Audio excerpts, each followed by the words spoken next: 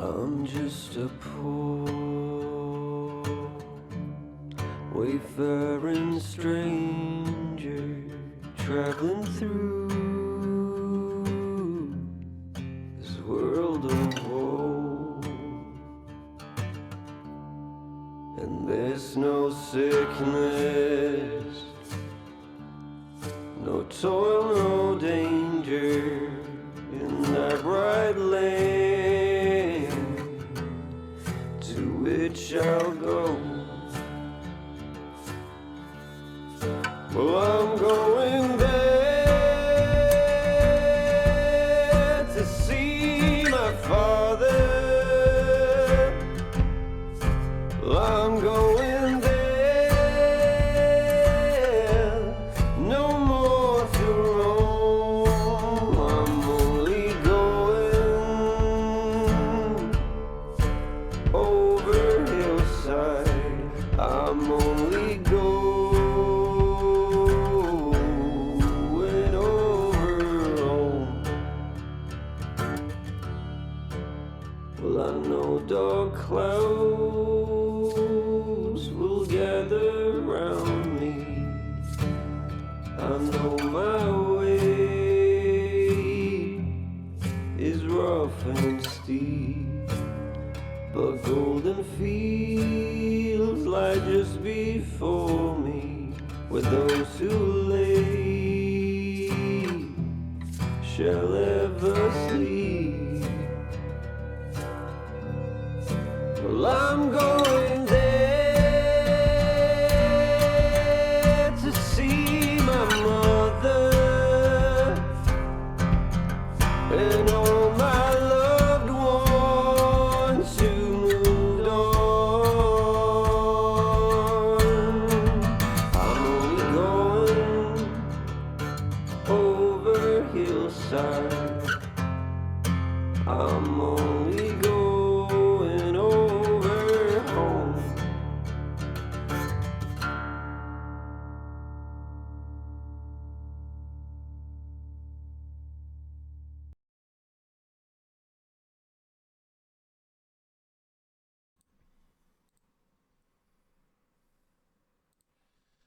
Hello, everybody, and welcome to Overgrown, episode number 1. It's lovely to have everyone here, and I will now do a flawless intro. The patrons have blessed me with no actual patron ad read to go through, so we won't have any of that nonsense. Pretty much every single one is just making fun of me, so I'm happy not to have that. We like and support the Patreons who want to make fun of Sheepy to help us do this stuff. Thank Yay, you. the Patreons! So, first up, yes, to anyone new or anything like that, welcome to the Wandering Inn. We make currently once a week TTRPG shows. Could be anything. This time I've decided to do Redwall mixed with The Last of Us. So, enjoy that. Hey, Did you say this was going to be wholesome? Yes. Yeah, I heard. We weren't talking tragic backstories. We didn't talk about death and everyone dying. Yeah. So My character lives. Yes. Well, yeah, it's not guaranteed. I do what I can, but Safi, you have your own tendencies, and I can't stop them. you. So hello everyone, I'm Sheepdog. I committed to wearing a hat this time. It's the most you're ever going to get out of me, so enjoy that. Get rid of my pause there. So, quick announcements, then we'll run through the cast, and then we will get into the show. So announcements. The first one is, to a degree, we have hit the Patreon goal of 2 shows a week. I say to a degree because that's dependent on me GMing everything and having 4 cast members, which we've seen some of Sheepy's shows, that doesn't always happen. So, but currently speaking, there are a few shows being recorded in the background, and hopefully by the time that the patron is solid in terms of cost, pay, support thing, we will get 2 shows running fairly soon. So keep an eye out for those shows up and coming. Which is a it's a very big thing, and thank you very much all of the patrons, because I didn't imagine getting to the point where I'd be talking about 2 shows a week instead of just the one. All of those of you who are on the Patreon, you contribute directly to all of the cast pay, which means that I can, to the best of my ability, show appreciation for the work everyone puts in to turning up and doing the shows. So, many thanks to you, many thanks to all the people on my cast, and when you sit back and analyze it, you're like, how does that... There's no way that works. Like, how do I manage to get people on these shows and, all of this thing, so... Having said that, there is no merch announcement this week. I said I might have it ready. I tried to lower expectations, and I didn't meet them, so, we'll have merch soon. I'm still working on it, but, my schedule just didn't allow me to actually get everything prepared and ready. There is a website. If you like this show, and you want to see what else I do, probably don't go and watch any of the other shows I do if you like this one, because this one's hopefully going to be very wholesome and nice, and none of the other ones are. They're all dark and gritty and depressing and emotions, and Safi always dies. Spoilers? I mean, it's not even true. Just don't want to spoil how Safi dies each time. That's the surprise. Yeah, that's what everyone turns up for, is how does Safi die? They killed Safi.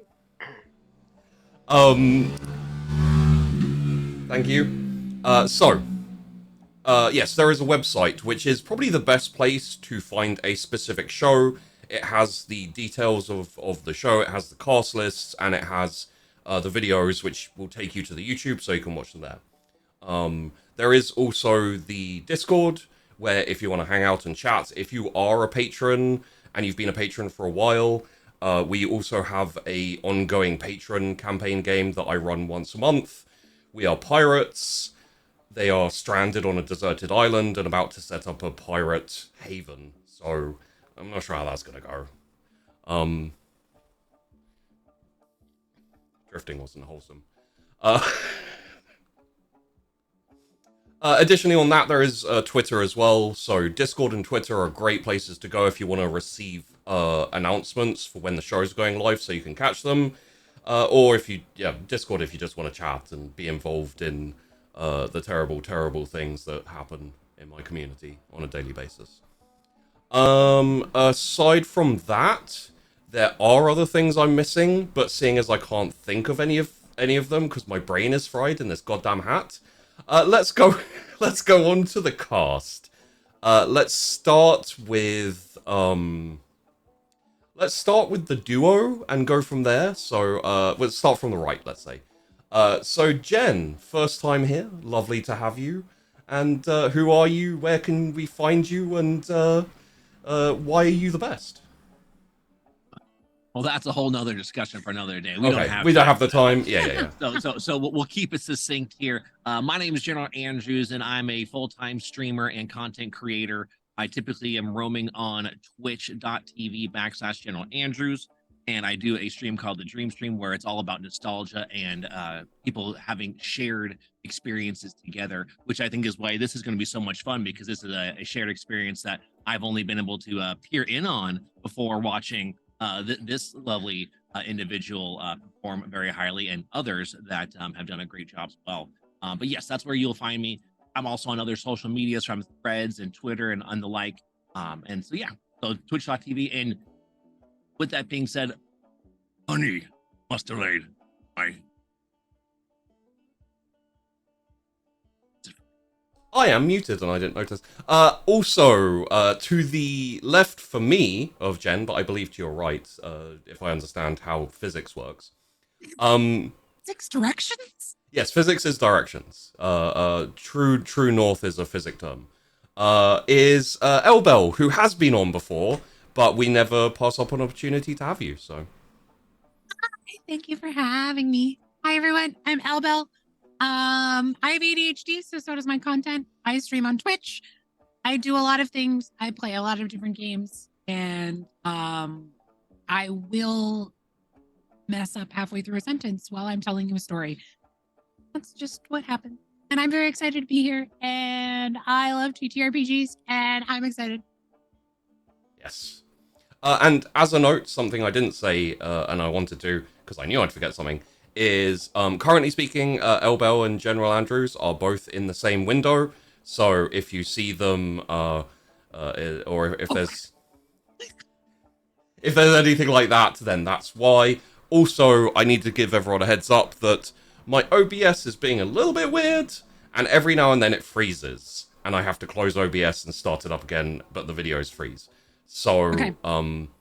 I will figure that. It hasn't happened yet. I tried something to fix it, and it may have fixed it, but also it may all go horribly wrong. So, just a heads up, if that happens, don't panic, burn down the stream, move somewhere else, somewhere better, you'll be happy, you'll be fine. Burn it down. Got it. So burn down the stream. Yeah. Wonderful content, but then just burn it down in a rage of fire. Yeah. I mean, I assume that's how this show is going to go as well. So I promised something and then I just burn it all down. So Great. Moving on to someone I have in the past GM'd, but not on this channel. We have Trooper SJP. Hi, everybody. I'm Trooper SJP. Pew pew pew pew pew. That shows you how cool I am. Yes. And you can find me on Twitch, Trooper SJP, streaming RPGs every Friday, and then also in lots of other places streaming RPGs. And I'm really excited to be here because I was promised by Sheepy wholesomeness and Lies. like flowers. I did promise Puppies, flowers. rainbows, box of chocolates, yeah. And none of us have tragic backstories or anything sad, and there's nobody missing in our lives mysteriously. So I think it's gonna work out fine. And I will be playing Dashlington Hoppingway, otherwise known as Dash, who is a hare, but also much like 3 out of the 4 people here, a little bit too old for all of this business. One person here is not like the others. One of us is much younger, has much better knees than all of the rest of us. And I'm just gonna, end it there. Stop! I'm getting embarrassed.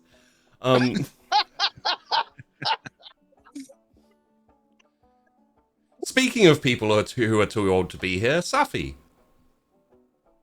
Hello. Fuck you for that. I could have. Yeah, that's fair.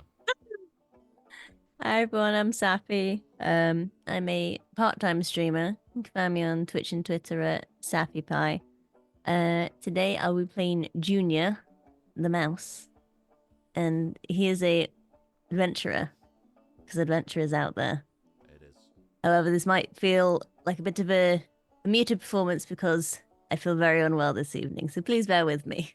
But we're pushing through it. Many thanks to Trooper for soldiering through. Also, I realized in true ADHD fashion, I didn't actually introduce my character when Safi's done. Yep. I'm done. Go for it. I will be playing Guinevere, Willow, Eleanor, Nightingale III, and I am a lovely little pygmy owl. Yes. And I am Sheepdog, and I'm already sweating in this goddamn hat. So It's just a hat. I know my forehead is sweating. We're just Looks gonna hear good. complaining the whole time. Thank you. Real good. I'm not gonna complain. I'm just gonna, Although this ear will not stay up. It's a droopy ear. What are you warning us about? What's Here's about to a- happen? Here's are like eyebrows. They're sisters. They don't have to be twins. That's true. Last time that happened. Bad. Oh, thank you for the reminder there, Blind Watchman. Also, additionally, if you are someone who enjoys the shows and wants to contribute, wants to help, but doesn't want to go into the monthly like pledging that Patreon is, you can as well throw down a super chat. The super chats are essentially support. They also go towards cast funding and everything like that. But also, if you want, you can ask a question, make a statement, etc. We'll read them out at the end of the show. If you have any questions for the cast, they can answer them, and we'll run through any super chats that come through. So just a heads up on that. I have a few plans to add something else in, maybe like a Ko-fi or something, again, for just the one-offs. But for now, the super chats are the best way. So, having waffled for quite a long time, shall we get going into the show? Okay. Ready for it? Yes.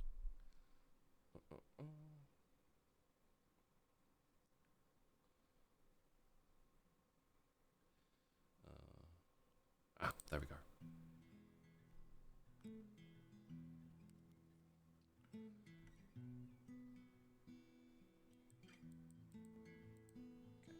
Oh, and with my headphones on, they're a little bit, so let me know if the music's too loud or too soft or anything.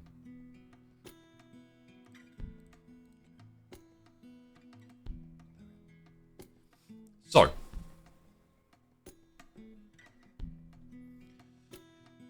nature runs through the veins of the world. Forests crawl across the land, and life is vibrant. Once, the animal kingdoms were united in their species. The Mouse Kingdom, Badger Kingdom, Rat Kingdom, and many more. They all used to hold their own spaces, and they spread out amongst the land. Artisans tinkered, and civilisations progressed through innovations and technologies, never imagined by the first animals who formed the kingdoms long ago. However, all that ended hundreds or maybe even thousands of years past. It's now unclear what exactly occurred, but the remnants of that progress can now be found in ruins, overgrown with vines and moss, trees and foliage. Nature is everywhere. With the old architecture now more resembling strange trees than anything like the marvels they once were. With nature having taken over the land, the kingdoms have fallen and knowledge has been scattered and lost. The animals now live all together, all species, in their settlements, in their havens and sanctuaries, in a struggle with nature, encroaching and growing, and sometimes even moving. But at least they have each other, and in that they are content and they are happy. And often, that is the point.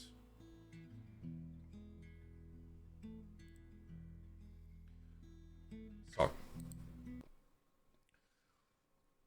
we begin with a overlooking shot of the land, and it is a fairly simple look because what we see is a vast sea of trees, very occasionally with gaps in, and off in the distance there are rivers, there are mountains way in the distance up north, and the deeper south you get, the more trees, the deeper, even the taller the trees end up being.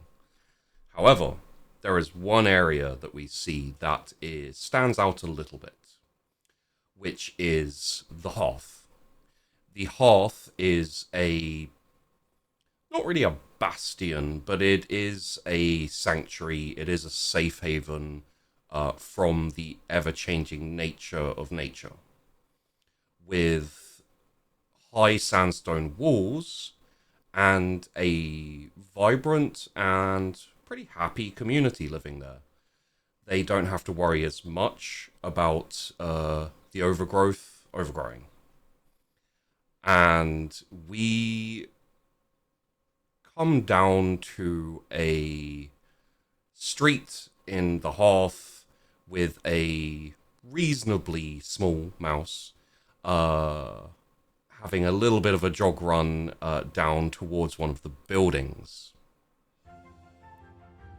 The building itself is a library. It is looked after by Miss Nancy Crab. She is the librarian, and she is a shrew. Now, in the hearth, like most other places, you will find all the animals of the forest, all the animals of the land, to some degree. And yes, as you enter into the library, you have a quick look around and a little bit of a wave at Miss Nancy Crab, who, little shrew, kind of looks down her glasses at you, notes you, and then kind of goes back to sorting books, but every now and then looks up. You are here for a specific purpose. You are running an errand for someone in the hearth who requires a new book. Good morrow, Miss Crab. Do you know where I might peruse a collection of folding papers? Hello there, Junior. Yeah, it should be out further to the back. If you, yes. Behind those large shelves over there, there's a table, a lot of papers. There's still to be sorted. Is this for Miss Gwynny? It is indeed. Oh, good. I don't have to climb up those steps myself. Do run along, and if you need any help, just give me a whistle. Fear not, I shall complete the task. I shall return momentarily. I have every faith in you, dear. Thank you.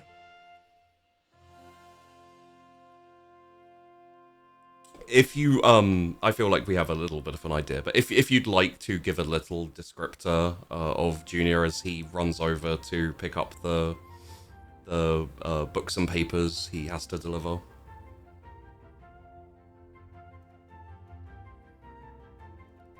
There. Junior shall inspect what is on offer. Try and look at the different genres on the shelves. And he's going to very charismatically sort of jump and flip and up and down the shelves until he finds one that seems just right. And that'll be a selection. Aha! Book of character. I shall certainly do. I took it under his arm and hop all the way back down again. And as you're kind of like hopping out and you kind of head towards the door and out onto the street, you hear Miss Nancy Crab say, "Junior, do close the door after you and try not to run too fast. You will fall over again." Too fast? There's never such thing as too fast. I must make haste. Good day to you. And he shuts the door behind him. And the camera kind of lingers on her for a second as she's like kind of nods and says, "Very good, dear." Kind of still looking down and trying to sort out the books and the papers on her thing. And then as the camera slides out and starts to follow Junior again, he's running down the streets. There are mice and squirrels and badgers and wildcats and all manner of forest animal, all of whom obviously are not just the animal as you know we know them ourselves. They are anthropomorphic, so they are standing, they are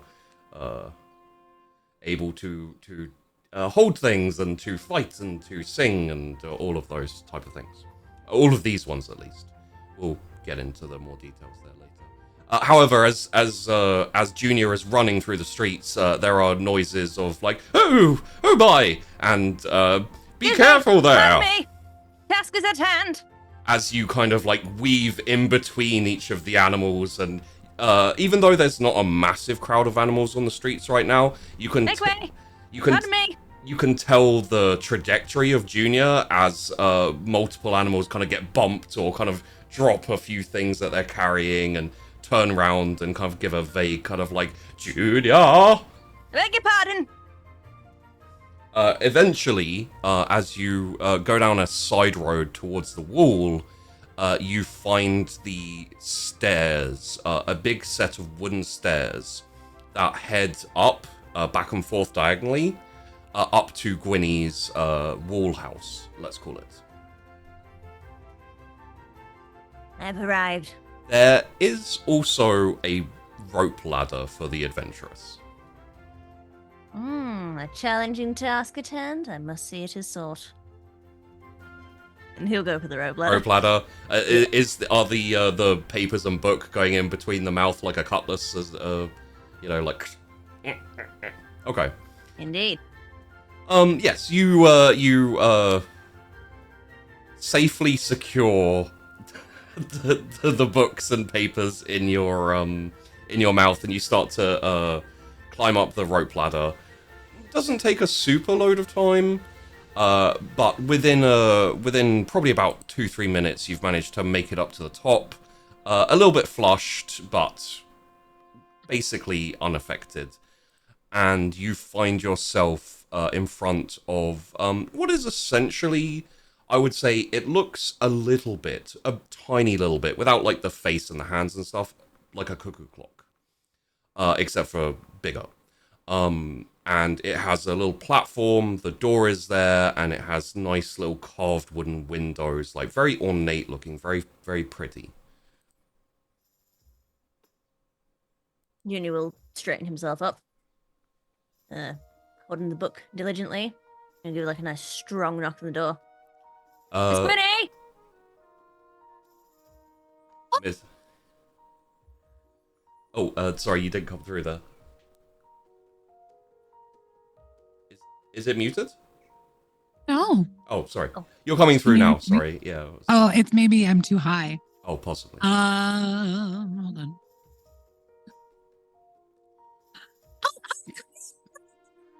It's still like distorting. Sorry. Oh, Miss Gwynny, you're an octave too high. There come in, dear. Come in. you go. Uni will open the door and step inside. Inside you have a very similar, like ornate carved wood, all around. It is a lot warmer, partially because there is furniture and there is color. Also, it is warmer because it is insulated by all the books that are lying around. There are books on the table. There are books on the shelves. There are books on the sofas. There are books on the chairs. There are books on the mantelpiece over the fire. There are books on the floor. And there are occasionally randomly strewn papers about the place as well. Gwynny, in herself, is... Gwynny, why don't you tell us where you are and what you are doing? You see me behind a pile of books, just the little feathers kind of picking about, which you imagine is the kitchen area.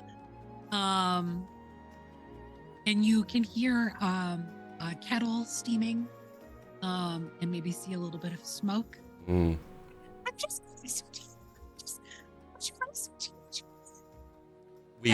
We may have to Is octave it? it. Yeah. I tried to fix it. Would you like some tea, Junior? Hello? You're the only one I was expecting today. Lost tea just sound delicious in its own right. Would I trouble you for a hot chocolate? Oh, I could definitely make some hot chocolate. It'd be greatly appreciated. Yes. And you hear her flop down, basically, because she uses her talons for everything. Her wings are just kind of tucked back, and so you hear the little poof, and the feathers disappear as you can hear her rifling through the cupboards. Clank, clink.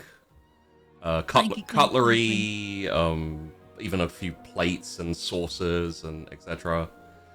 Eventually managing to fill up the water into the this kind of like ornate looking kettle, putting it over the fire. And then she'll Miss poke her Winnie, might head around. I assist you in any way? Oh, no, dear. No. You can pick your cup up here, and it'll be ready just very shortly. Thank you. How was your trip up? How are you? I am as suitably well as ever. Trip, no hassle, no fuss, smooth as a summer's day. Oh, I've I'm so secured your glad. book. It is here for you. Oh, wonderful. I don't know what this one's about. I just liked the pretty cover.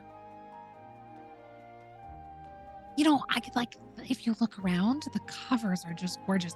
And I think, actually, that one all the way up there, I got like 20 years ago? 20 years ago. I don't know. I don't know what time is. Or That book is older than I am. Must be a is rare collection. Mm-hmm. What birthday is coming up for you soon? This would be my, don't mean to brag, 13th.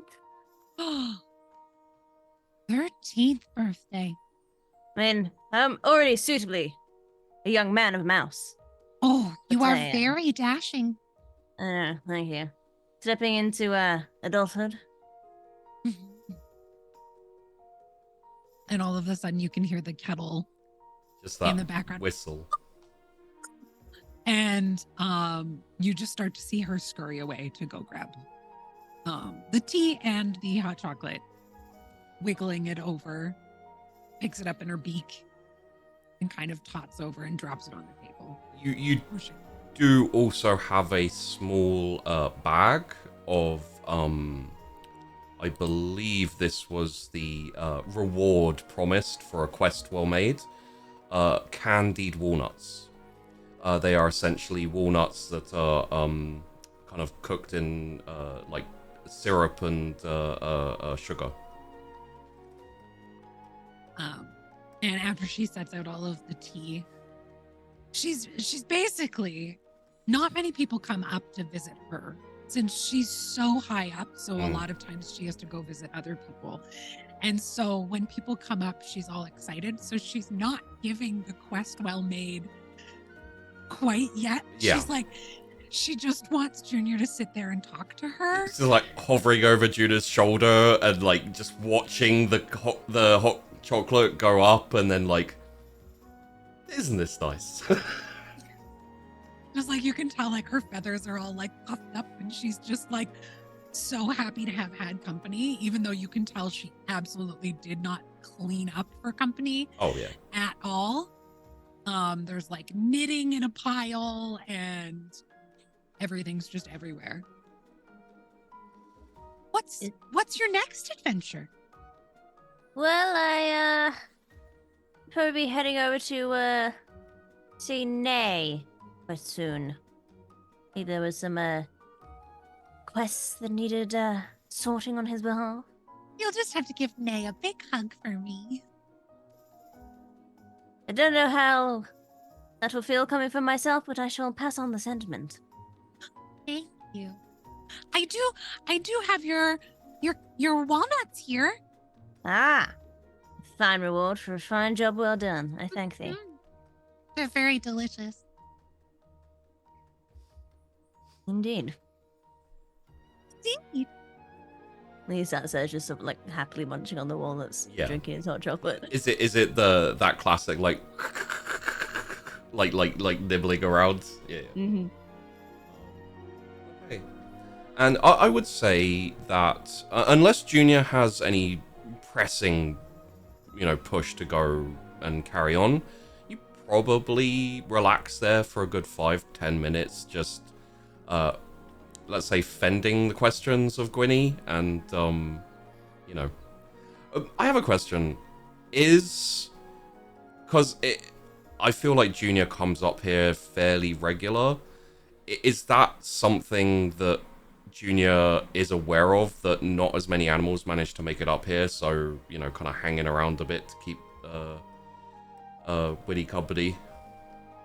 I think he's probably genuinely a bit oblivious to it. Yeah, that's fair. He lives in his own little world, but he can see that it makes her like happy, so he hangs about. He makes extra time for her in between his quests. That's fair. And then I would say with the hot chocolate finished and a few of the candied walnuts consumed, you bounce up and prepare to head off on your next excursion. There are further tasks at hand, Miss Gwynny. So I bid thee good morrow. Good morrow to you. Thank you for visiting me. As always, it's a pleasure. And I feel like I know the answer to this question. Junior, are you uproariously exiting the building and then sliding down the rope ladder? Absolutely in a whirlwind. Okay. You jump out, you jump onto the rope ladder, and you twist the ropes around so that they're just one big bundle of ropes, and you slide down all the way with a very, very slight whiff of slightly burned fur. You have off into the street and down towards the opposite end of the hearth. Before we completely carry on with Junior, as you are standing in the open doorway, seeing Junior slide down and rush off energetically into the streets, into the crowds, you turn back in, close your door with your talon, just like, and kind of go over to one of the only uncluttered by books. It's like one of these really like low, soft, like red sofas, like no legs or anything, just a little bit of a back, and it almost looks a bit like a nest, like the way it's kind of put together. You kind of step onto it, and then the fluffy bird's body goes kind of down directly, and you're kind of And the puffball just and you pull with your beak like one of the books over, and kind of flip to a random page.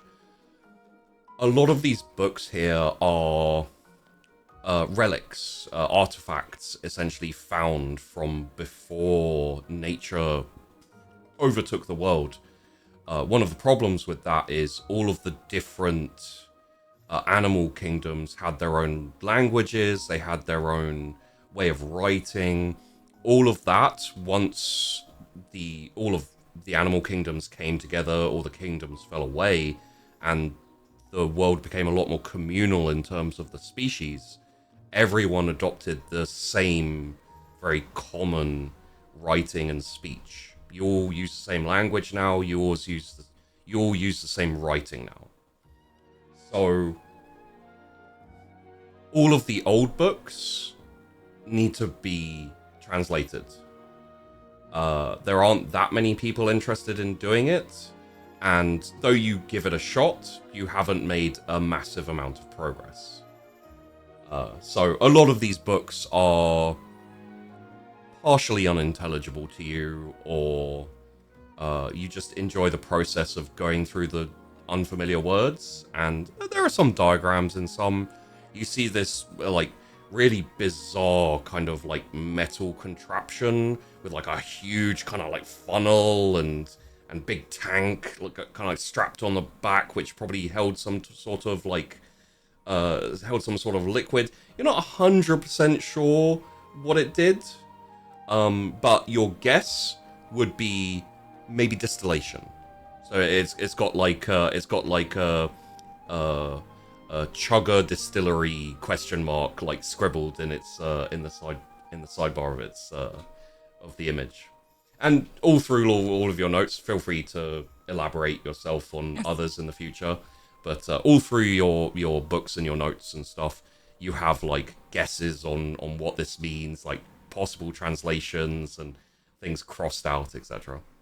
And I think there were probably like descriptions of what the book looked like or smelled like Yeah. a tactile, because that's how she remembers it more than like what the book's about. It's like, oh, this is what this looked like, and this is what I see, and this is how I felt, or this was the tea I was having while I was like going through this. Could I suggest that every book Gwynny has read through has a tiny snippet of the left bottom corner on each page torn out, and in the notes is how the book tasted as well. So the way she keeps a record of where she is in a book is that bottom left corner, so she can, if they had not gone, then I think she would be afraid of damaging the books. I think that because preservation is such an important factor to her too, which is why she's doing this.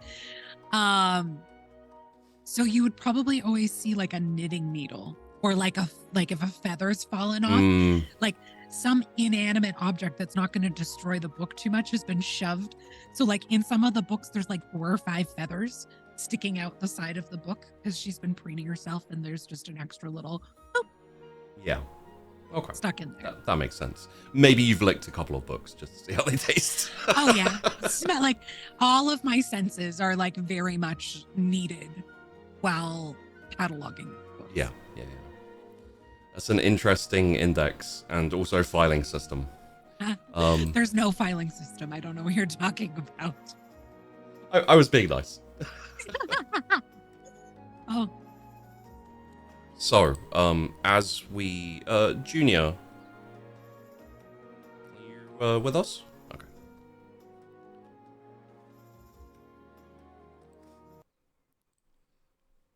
And back through the streets, you begin to run, going more central into this. Interestingly, the place where you live, the place where you have essentially been calling home for the last few years, is the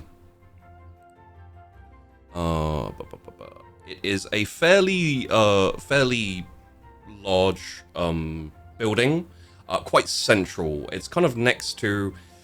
It's not technically a town hall. It's kind of a mixture of like inn and meeting place. There's no official kind of town hall or anything. There's no official mayor or anything like that. As you run through there, you see a couple of the fellow, I'm not going to call them inmates, but a couple of the fellow kids who live in that house with you, and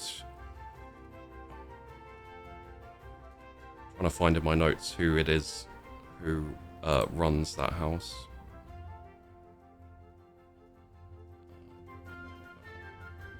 We'll worry about that later. Oh,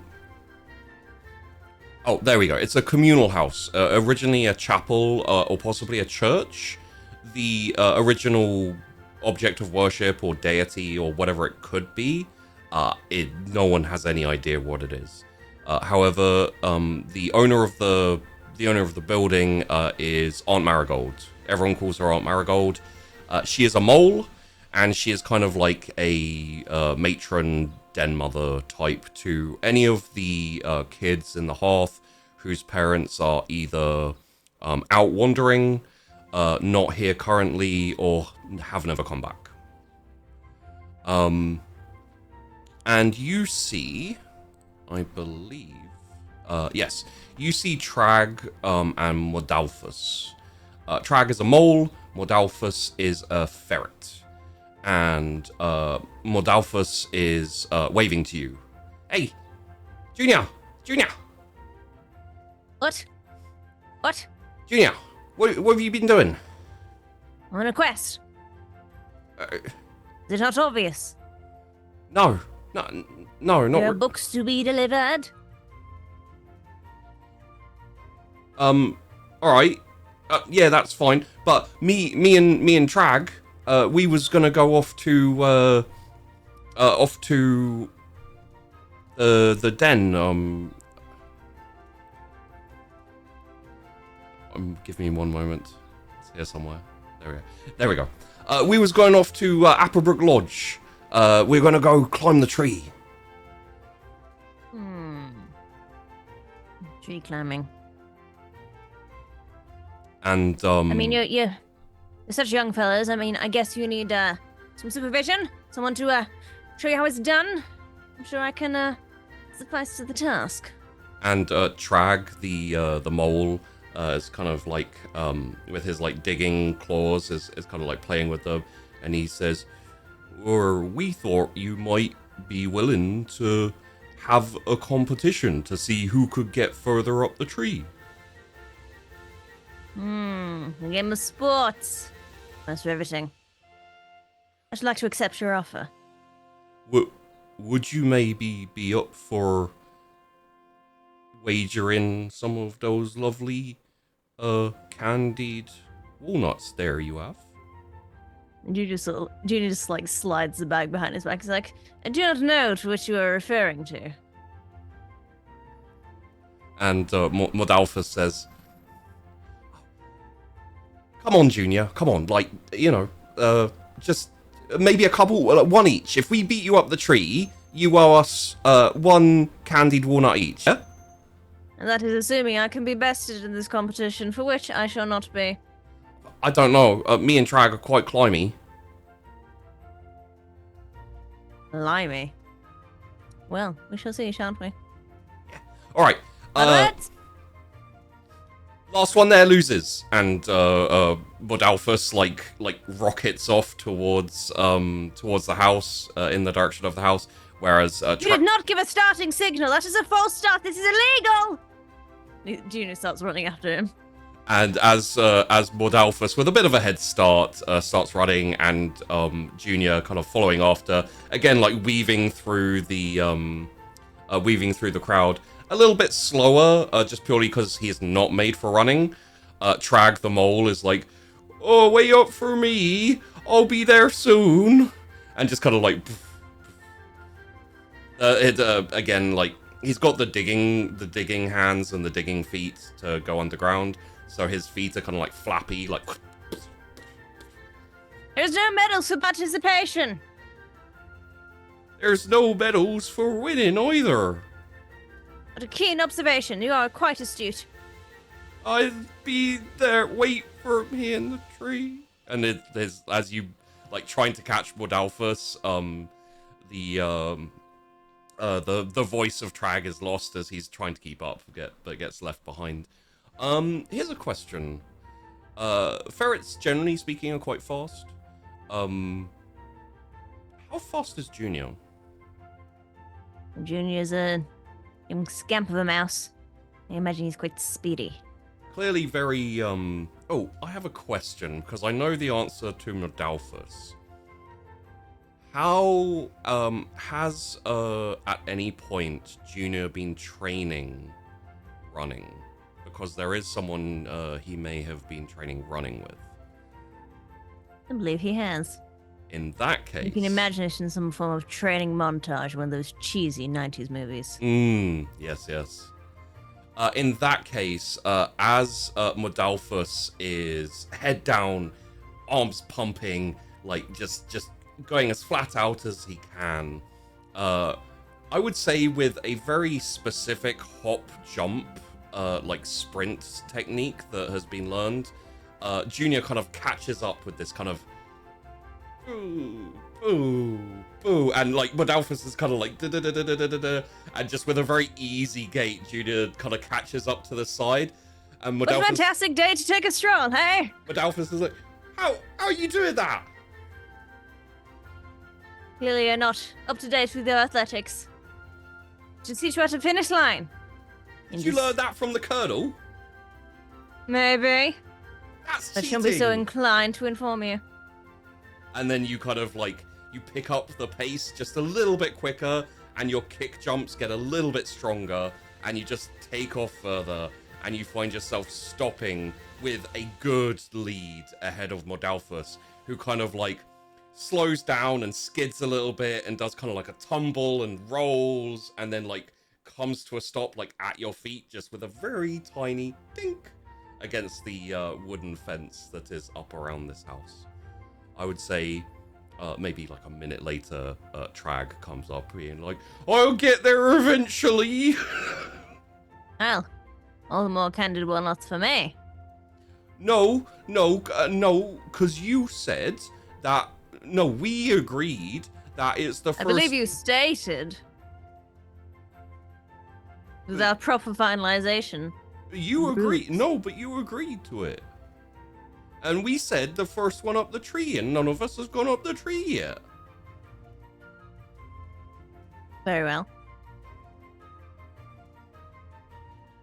Go. And then Trag like tries to climb over the fence, but his foot gets stuck and he kind of like tumbles over, his foot gets stuck in there, and Mordalphus is still like kind of knees up, leaning against the fence, still trying to catch his breath, and he says, Trag, don't say go yet, I'm not ready. Yeah. You failed to prepare, you prepared to fail, gentlemen. You're not up to the task. Technically speaking, I haven't failed yet. As soon as I get my foot out of this fence, you're in real trouble, Junior.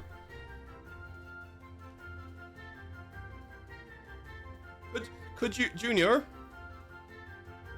Could you maybe help my foot out of this fence? I think it's a little bit more stuck than I thought it was. Suppose if it is a chivalrous thing to do, I must oblige. It's definitely chivalrous. What? It's definitely chivalrous. Chivalrous. Chivalrous. There's an R in there. R. Are you listening? Oh, here I am listening. Yeah. Could you get my foot out, please? I suppose. Thank you very much. And you kind of extricate the foot out of the thing, and finally Trag just unless you want to catch him, but finally Trag like manages to get over the fence, does a little bit of a roll on the grass. I imagine Junior tries to catch him because he's wanting to assist everyone, Yeah. but he's significantly smaller, and then just sort of like, you're down now. You move. Trag is younger than you, but is a bit bigger, just purely because moles, they're quite sturdy, they're quite large. Mordalphus finally like pushes himself back up and says, "Alright, it's all fine, it's all good. Yeah. Tree. First one up. Do you think we should have, like, seeing as some of us more tired than others, like maybe we should go first? Technically speaking, Trag should be going down, not up, you know? Should there be like a system of we fit maybe advantage for us or something? No. You're trying to insinuate it's not a matter of strength and skill. We're providing hand-me-outs. Honestly, Junior, just I would like a candied walnut, really. So I'm just trying to find out, Oh, no, yeah, all right. And he goes down and like picks Trag up and sets him back on his feet and like pats him and is like, "You all right?" And Trag's like, "Yeah, I'm all right." And then he turns back to you and says, "Okay, I have an idea of how to make it fair. Yeah, go!" And starts running towards the tree. Cease! And Trag Not in the starts rules. Again, neither of them are as active or anything as you. So, this contest of tree climbing, Trag can't climb trees. He digs into, like, if it's a contest to go into the, like, he's probably faster than you in the ground than you are running, but on the land or climbing up a tree, he is not going to win. So that's already decided. It's about whether you beat Mordalphus or not. And speaking just from previous experience, I would say unless something goes wrong, you've kind of got it in the bag. I think in Junior's cocky little head, he's like, I'm gonna win, but I'm gonna win with finesse. Mm. And as he's climbing up, he's almost gonna jump over the other two. He's gonna put his foot on Trag's head and use him as a stepping stone and jump to the next and to the Like, next and jump- goes over them. Like jump to one tree and then use it, like swing up and like hook his legs around and then like swing back around, kind of trapeze artist style, and he's like flipping and jumping. Whereas Trag is like trying to like dig his claws into the tree and like use that as he's like 2 foot off the ground so far. And As Modalphus Junior's is swinging like, around, he's gonna be like, it's a shame they don't get points for style because I'm in first place in that category. "Arr," like from down below you. And yeah, you get I would say probably about 3/4 of the way up the tree. By that point you hear this like very kind of like sonorous, very strong, but still slight, like knocking on the pane of a window. And as you take that pause, as you are comfortably in first, you look down at the house and you see like this kind of white stripe, this very like potent yellowy eye kind of peering out of one of the windows of the house up at you, and you see quite a big kind of paw hand just kind of like, I imagine Junior sort of like hanging upside down from his tail on one of the branches, and he's just sort of like eye level with Nay as he Yeah. catches it. Good day. and Trag says, "What is it, Junior? Who are you talking to?" As he's kind of like huffing, just still trying to climb up the tree. I believe Nay has spotted us. And We've been then foiled. What are And you then- whippersnappers doing out there? And Junior sort of jumps, but his tail like uncurls, so he just drops to the ground. yeah, and Trag wasn't very far up, just kind of like slides down the tree. But Alphys like kind of panics and like jumps onto one branch, jumps onto another, coming back down. It snaps and he like tumbles the last little bit of the way, rolls in a ball, and like ends up kind of back with the face in the sky, and says, "It's Nay, quick, leg it!" And then they both like get up and start kind of trying to like climb over the fence and So get now away. you can climb, when danger's afoot. Well, speaking on that, as they're trying to climb over, Trag's foot gets stuck again in the fence, and Modalphus has to kind of like they're in this headspace of like really important getaway, but it's taking like 2-3 minutes because they keep tripping over each other, and eventually he frees Trag's foot. They kind of spin over the fence and then like rush off down the street away from Nay's house. Display of cowardice. I think your candied walnuts are currently safe, as they made no attempt to claim them. But yes. How would you like to proceed from here? You have well and thoroughly been rustled, as they say. Well, Junior's now sitting on the ground after falling from the branch. He's gonna stand up and turn around and look up at the window, see if Nay is still there. Oh, he is.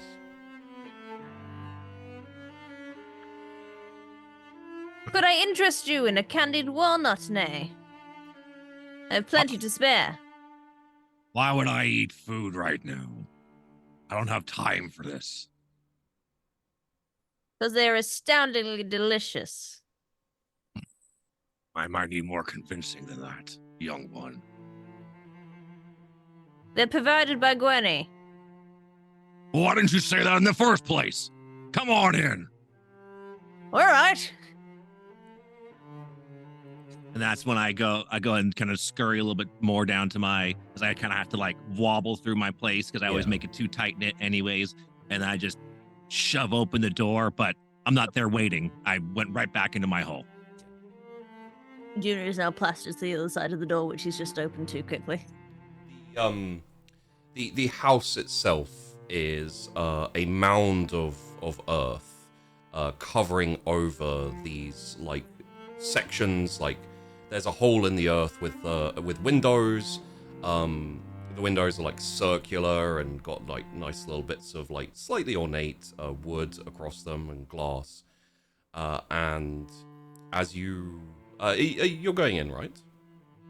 Yeah. As you walk into the house itself, it is not dark, but it is fairly dim, with a few small kind of beams of light coming in. Like I wouldn't say dusty, but it is a little bit musty. You know, it doesn't have loads of dust everywhere, but it's just a little bit musty. And very similar to Gwynny's house, it is quite warm inside. It's quite nice, and it's just the only difference is Gwynny's house has this like feeling of scattered energy. Nay's house has this feeling of quiet repose. It feels like everything in the house is just listening and waiting. And as you walk in, Nay, where are you and what are you doing? Well, right now my character has gone back as far in as I can because as much as I'm available, I kind of close myself off all the time. So I've now gone to the back portion, where a fireplace is kind of set up. Nothing is actually burning, but I go over there and I sit there as if there was a fire going and just kind of get lost back in my thoughts, almost forgetting that I had just talked to Junior, and I'm just kind of waiting for the next thing to happen. In that case, in that setting, there's a small crackling of the fire off to the side of where Nay is, and not much else sound.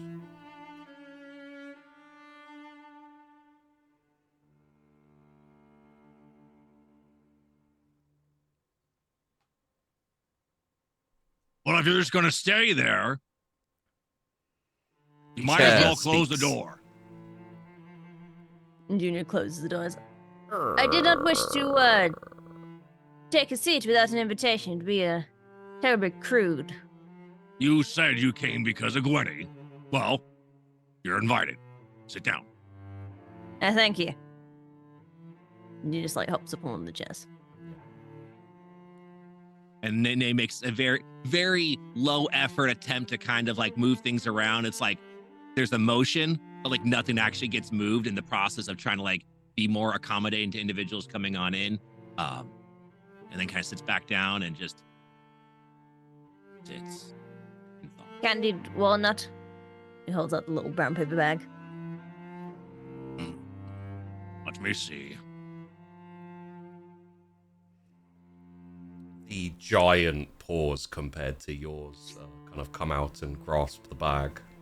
And the big kind of like snout like dips down, and you hear this kind of like very deep kind of like snuffling sniff. They smell nice. But you've had Gwenny's candied walnuts before, so... Yes, these are quite nice indeed. And are these all for me? Yes, certainly. Indeed. Why do you look afraid? Do I? This is just my expression. Your eyes are much larger than I remember. All right. Well, thank you.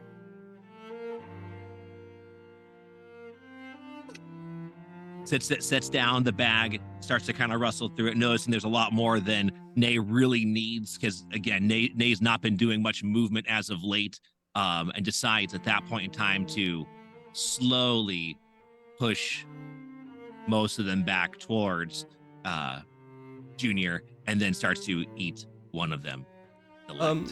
Nay, in terms of like when someone gives you something, do you? How does Nay feel about like reciprocating? So, oh, I got some candied walnuts. Do you feel the desire to give something back or to exchange? The thought is there, but that right now there's this consistent kind of wall where, if not kept on the same train of thought, not kept engaged, Nay starts to kind of just disengage and gets kind of lost in his whatever it is that he's thinking or potentially mourning over. Okay. Well, in case it becomes appropriate, you do have a couple of like thin cut cucumber sandwiches that you have in your kitchen on the table. You're gonna have them for lunch. Afternoon tea, but just to let you know. In that case, how long does this awkward silence persist? I would assume a good 2 to 3 minutes of just this, like, what is this energy going on? Before, again, kind of snaps back out of it. So, Junior. Yes, sir. What have you been doing besides hanging out with Gwenny? Quests. Adventures. Any You have task the that needs energy. dealing with. You have the energy required to do these quests. Indeed. Well, I'm much obliged because I made more than I needed.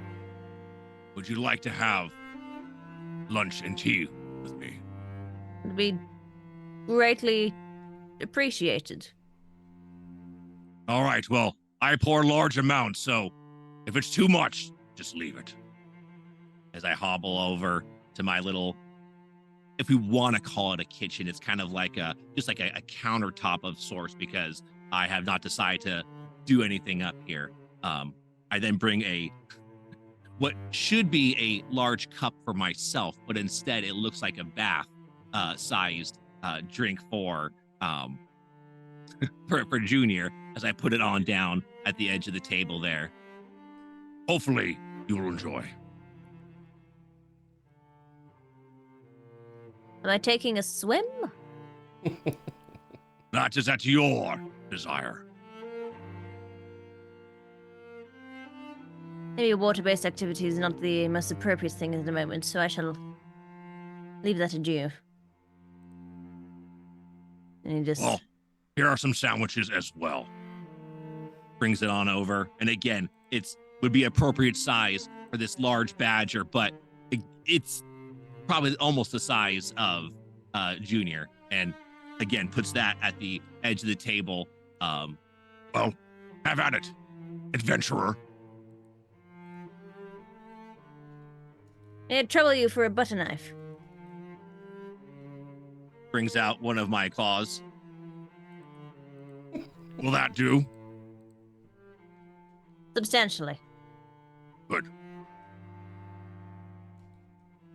Hobbles back on over, sits down myself. Junior would nibble on the sandwich, which is like Then I a start week's to eat worth too. of meals. It's yeah, so it's substantial. And I would say down to both of you as well, of course, but the next silence while eating, maybe it's just because you are actively doing something rather than staring into space, is a little bit more companionable. A little bit less awkward. So, any tasks you need completing, which I may assist you with, of course? Actually, yes, because I don't want to leave the house right now. It's way too bright outside. You know how I hate the sunshine. That's a justified understanding. I Well, too I suffer take- from migraines. I take it that you know our good friend Dash. And would Indeed. like you to help me take this to him. Of course. And in that point in time, I take a nice little, what seems kind of like a stack of letters, with like a twine kind of wrapped around them, And again, it's kind of oversized-ish because he's not considering anybody but besides himself at this point in time. Mm. You'll be able to take this, right?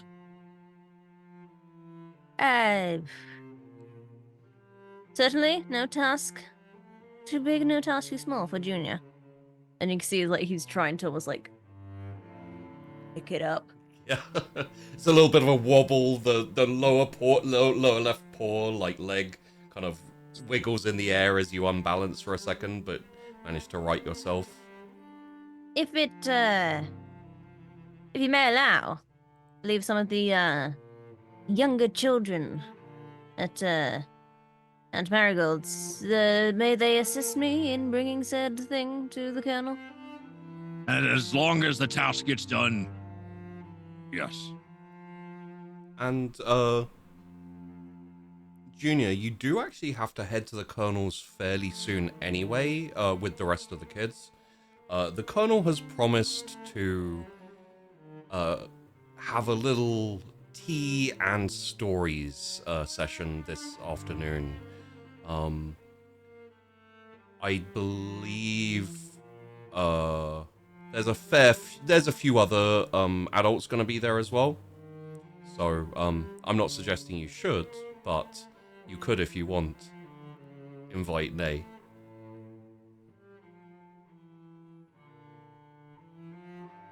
Supposing you have any plans for this evening, sir? Plans? Such a bother.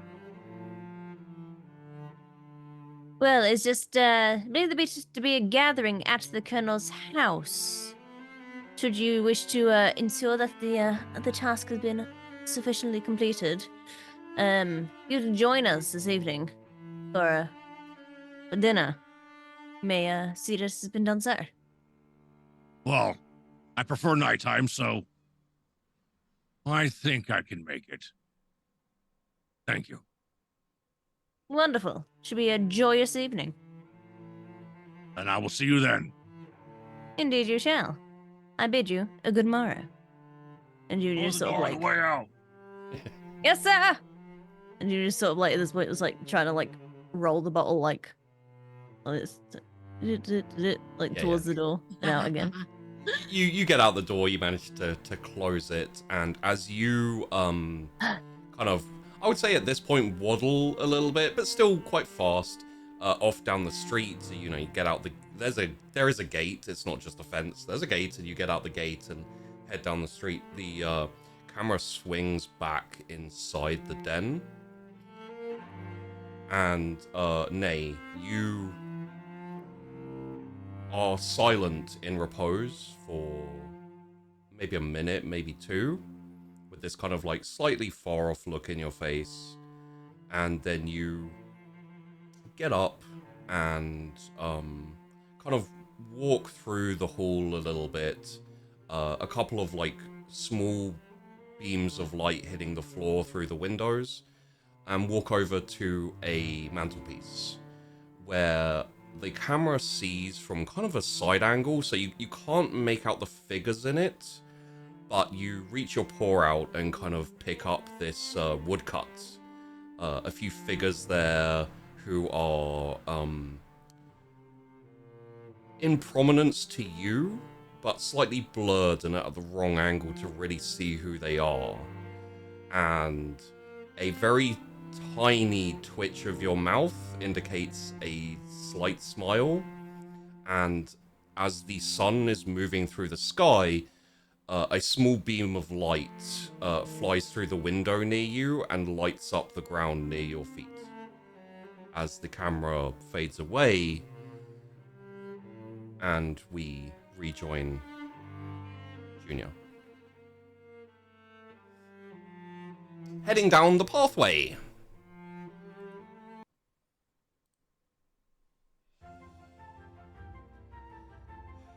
Where to next, Junior? What's on the cards? Well, as insatiably strong as I am, some tasks must be shared. So I seek to find some of the other children at the chapel, helping with this delivery. Okay.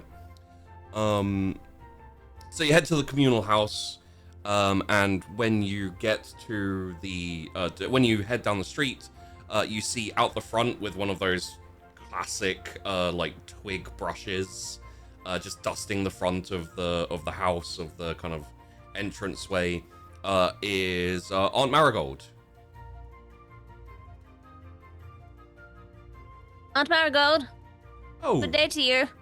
oh, hello there, Junior. How are you doing today? I'm doing splendid. Oh, lordy, that's good. Might some of the children be about? I believe that we have, well, I believe that Sage is around here, and, also Rog, I think. I shall do sufficiently. They should be inside if, do you want me to call them out, or? Yeah, I shall see to it that this is done. Thank you. Alright, well, you be careful, dear, and, don't forget that you're supposed to go over to the Colonel's later. I'm well informed. Alright, love. Well, I'll have some food ready for you if you need a snack tonight, but I expect you to mostly be fed by the Colonel, yes? Indeed. Alright, very good, and give my love to the Colonel when you see him as well. I shall pass on the sentiment. Right. Alright, well, off you go, dear. He bounds up the steps and heads inside. You have, Rog is currently napping, which means he is curled up in a ball and his spikes are, like, kind of just all over the place. They're pretty much, like, propping him up so he doesn't roll around. Rog, of course, being a hedgehog. The other, one you're looking for is Sage, who is a barn owl chicklet. She is, a little bit, she's still got the early downy feathers, so she's like a little bit skinny and, you know, a little bit strange looking, but she's competent enough, more than some of the others possibly. And she says, ooh, Junior, Sage? what are you doing back? You were supposed to be out on adventures, quests, yes? I have been. I have sought, I have completed said tasks, I have now returned to seek an accomplice for my current one. Oh, would you like me to help? Why, of course. Who Well- else would I be searching for? I thought maybe you might ask Rog. He is stronger and bigger. I believe the three of us may make the most fantastic of teams. Would you like me to wake Rog up? Indeed. And, Be careful though, he can be quite prickly when Oh. working on his naps. I am used to having to wake Rog up. And, kind of like, walks over, clacking, the talons clacking on the floor. And, like, kind of fairly long neck at this point, like, reaches over and then just kind of, like, pecks in between the spikes. And, like, even, like, tapping against one spike and everything until, what's going on? Good afternoon, fair gentlemen. And the ball of spikes like unfurls and kind of like rolling over a little bit, almost like a turtle for a second, until he manages to kind of get off the spikes onto his paws. Rog like stands up. He's one of the older kids. Probably in a year or so he'll head out on his own, or you know, figure out his own things. But there's no rush for any of the kids. They're welcome to stay as long as they like. They always end off finding something to do, and it's all quite casual, to be honest. But Rog says, Junior, what is? I thought you were out on a quest. Everyone's so concerned about my completing the quest, of course. I'm not concerned. I'm here to enlist your aid. Oh. And he kind of like looks over at Sage and says, are you helping? And Sage says, yes. I said I would help. I said we would help. And Rog kind of goes, all right, what are we doing? We must deliver. I mean, we're already heading over there this evening for a delicious meal. But the Colonel's cooking. indeed. Nay has requested that we bring this ornament, shall we say, Mm. to the Colonel's house. He's also agreed to join us later. I need your assistance. Even though I'm incredibly strong, I do not wish to exert myself before this evening's activities.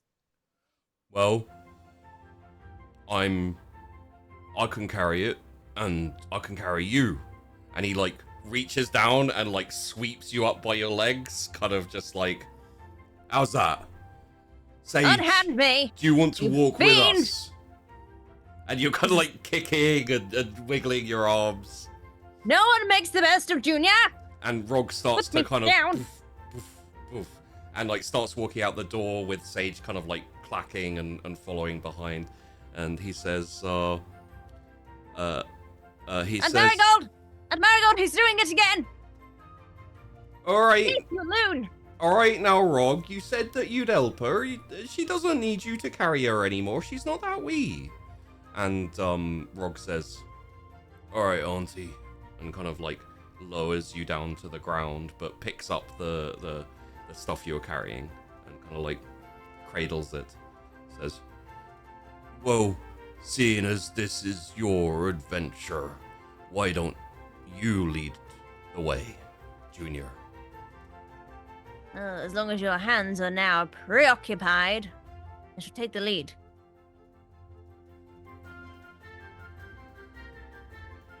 He just like straightens himself up a bit. Mm. Onwards! And he starts heading out. And Rog and Sage following behind, but kind of mostly just to the side of you. Technically you're leading, but you're pretty much walking side by side, having a bit of a chat. And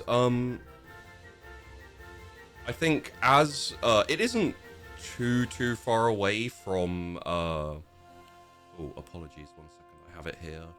It isn't too far away from the barracks, which is the name of the Colonel's house. As the camera is following you down the street in that direction, we see the house pretty quickly, and the camera zooms over towards it as we see a very idyllic stone and brick house with a close-cut, pristine lawn, lovely little flower beds all neat and arranged, a small white picket fence across the edge of the property, and the camera follows through this. That we see as the camera moves closer towards the house, just round the back on the lawn is this complicated looking kind of obstacle course, like tucked away. You can see it, but it's not obvious. It doesn't detract from the whole vibe of the house. And the camera goes through one of the windows to a very warm, crackling fire with a quite stuffy, big armchair. Currently in repose on the armchair is Dash.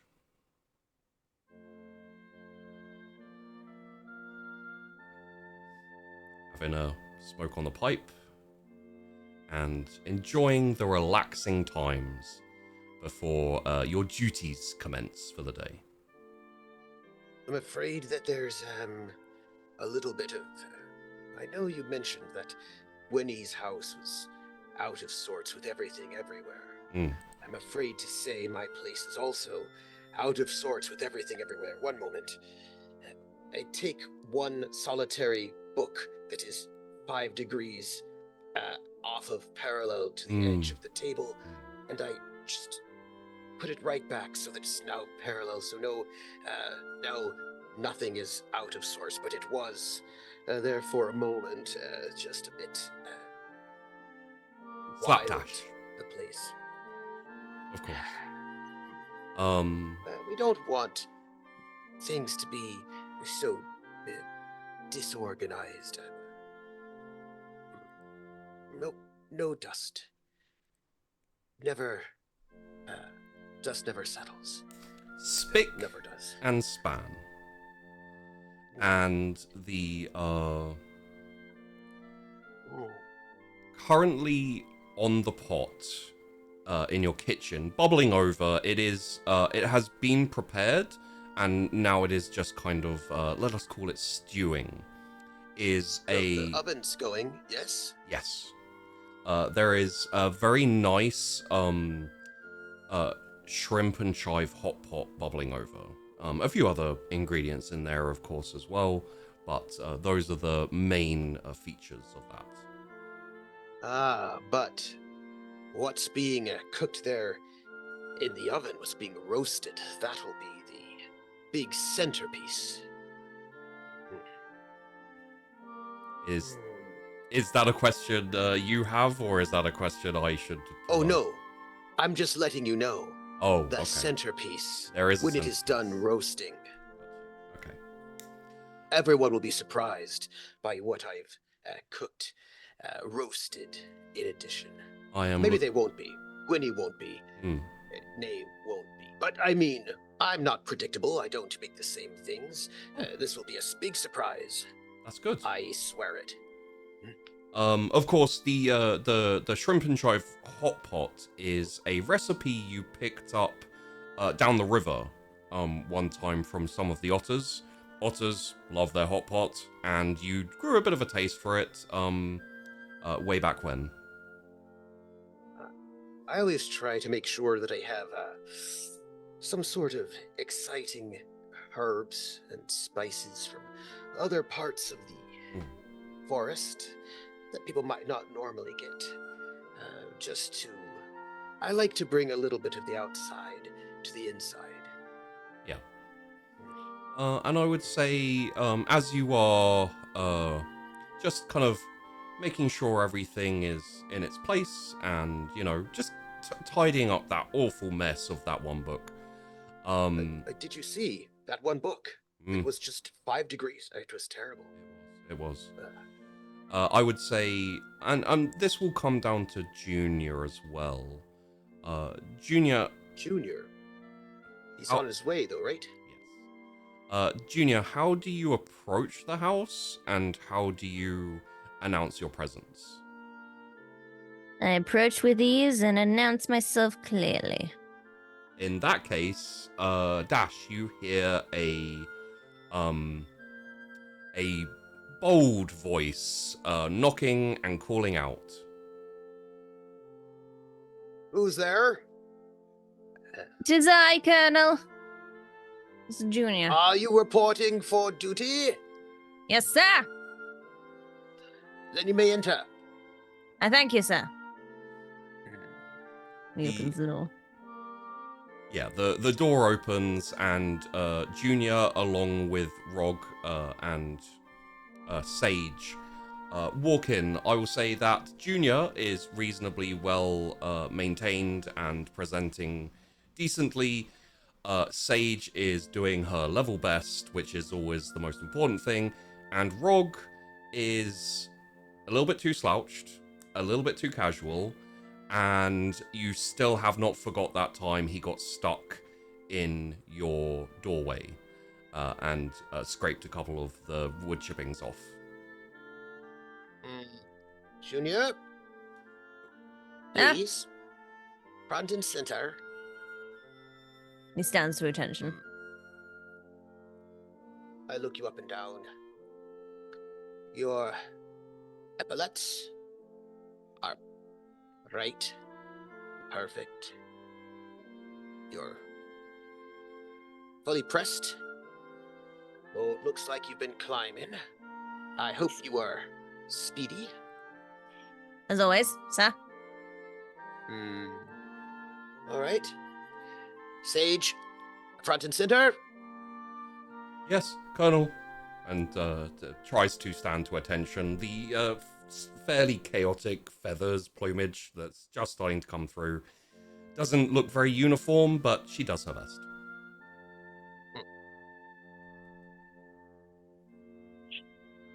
I just smoothed down one little bit of feather down that's like popping out. Yeah. You're acquitting yourself well? All right. Rog, come on. Come on. Come on. A little bit sullenly walks forward, says, "Yes, Colonel." All right. What's going on with your nails?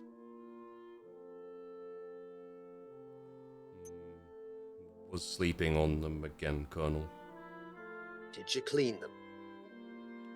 Not yet, Colonel. The people of the Hearth look forward to all of you growing up and taking over all of the adventuring we old folks have done. But adventuring out in the wilds is not just enough. You have to inspire everyone. Give them things to dream about. Cut a dashing figure. You don't want to be too sloppy. Come and sit down. Yes, sir. And he kind of, oh god. He kind of crosses his legs and kind of lowers himself. You hear like a little sick, a scratch as his spikes kind of scratch against your floor.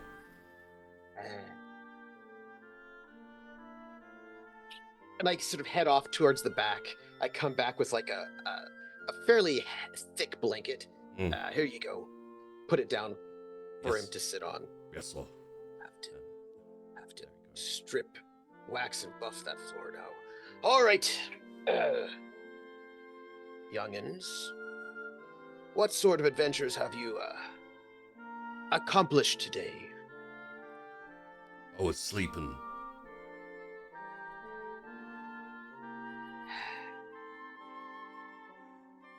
Sage? Ooh. Well, Aunt Marigold says I can stay inside for now, as my feathers are coming through. So I am excused, work, or, she said I don't have to.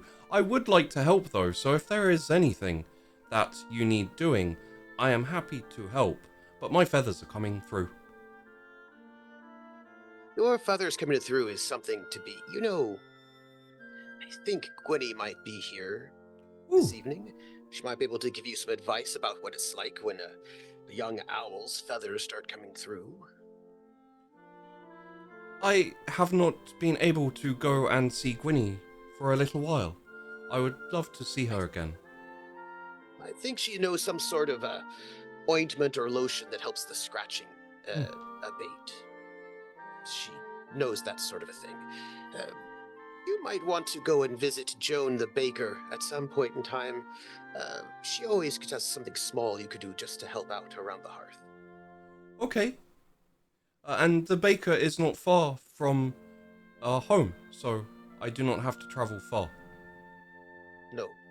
All right, Junior? Yes, sir. What adventures have you completed today?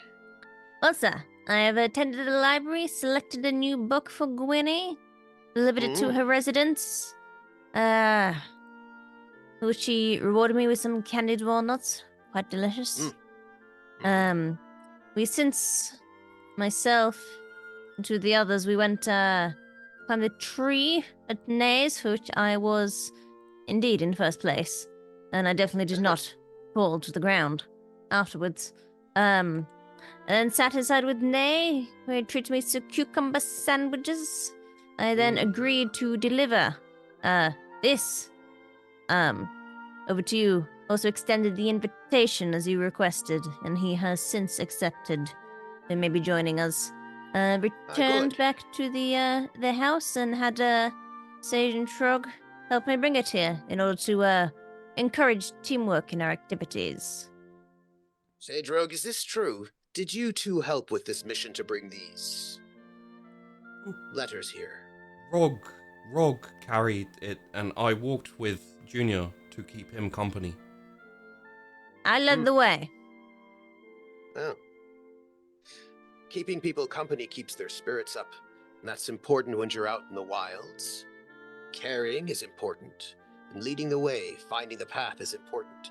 But more important is teamwork and friendship. If you have a good trio, quartet of people who will go with you out into danger to help, then you will always be all right. All three of you, you will be able to partake in not only my dinner, but the dessert. Thank Mhm. you, sir. Good. All right, give me these messages. And I take these letters, and I walk over to, like, right by the door. There's like a coat rack, and on the coat rack there's a messenger bag that has clearly seen many, many, many years. And I take these letters and I put them in the messenger bag, and I shut the bag, and it has the seal of the long runners on it. I buckle up the bag so that it's safe and secure. You know, a long runner always delivers their parcels. Come rain or sleet, snow or flood or wolf, the long runners always deliver every single message. And as it has been brought up, the Long Runners are a predominantly hair-based organization. Hair as in the animal, not hair as in top of the head. They were instrumental in clawing back from the overgrowth of nature, being organized, formed, and acting as a line of communication where communications were very difficult. At this point in time, the Long Runners are long established, very historied, and respected for their service to animal kind, essentially. Every letter I've always delivered. And then I look over to the mantelpiece with a bit of a wistful look, and right there on the mantelpiece, besides like a couple of different woodcuts, there's one letter all tied up with twine, just sitting on the mantelpiece. Seems quite old. Not a new letter. And I just sort of glance at it. Every letter is delivered, sooner or later. I sort of like wander over to the mantelpiece, and I look at this letter next to this woodcut of 4 young friends. And like the smell of carrot cake is coming out of the oven, just sort of like wafting through. Every letter but one. And I would say, Junior, this isn't the first time that the Colonel has kind of, I'm not going to say disconnected, but gone a bit quiet and kind of like staring off into the distance. In general, and the rest of the kids know this too, it's best to just stay quiet for a bit, just allow that moment to pass, and he'll be back to himself in no time. So there's a few minutes of a little crackle of the fire. The sun goes down very slightly more. Well, you are all here for stories, I think. Yes? Indeed. Good. Come sit down. I know we have guests coming soon. It's just a little discombobulated, like, where was I? That's right. Let me start.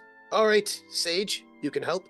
Help me come and serve shrimp and chive hot pot. Let's get the bowls out, shall we? Sage, you're with me. Yes. Come on, let's go. Yes, I'm Colonel. gonna lead Sage into the kitchen to help start putting everything together. Yeah. And call out, Roger's supposed to go and set up the table. We have many guests. The linens are where they're supposed to be. Everything's where they're supposed to be. Yes, sir. Junior, keep watch. Indeed. And I would say on that, the camera fades on the the beginning of activity again as you move to do all of these things, and kind of, I would say, fades in on the outside on the street as the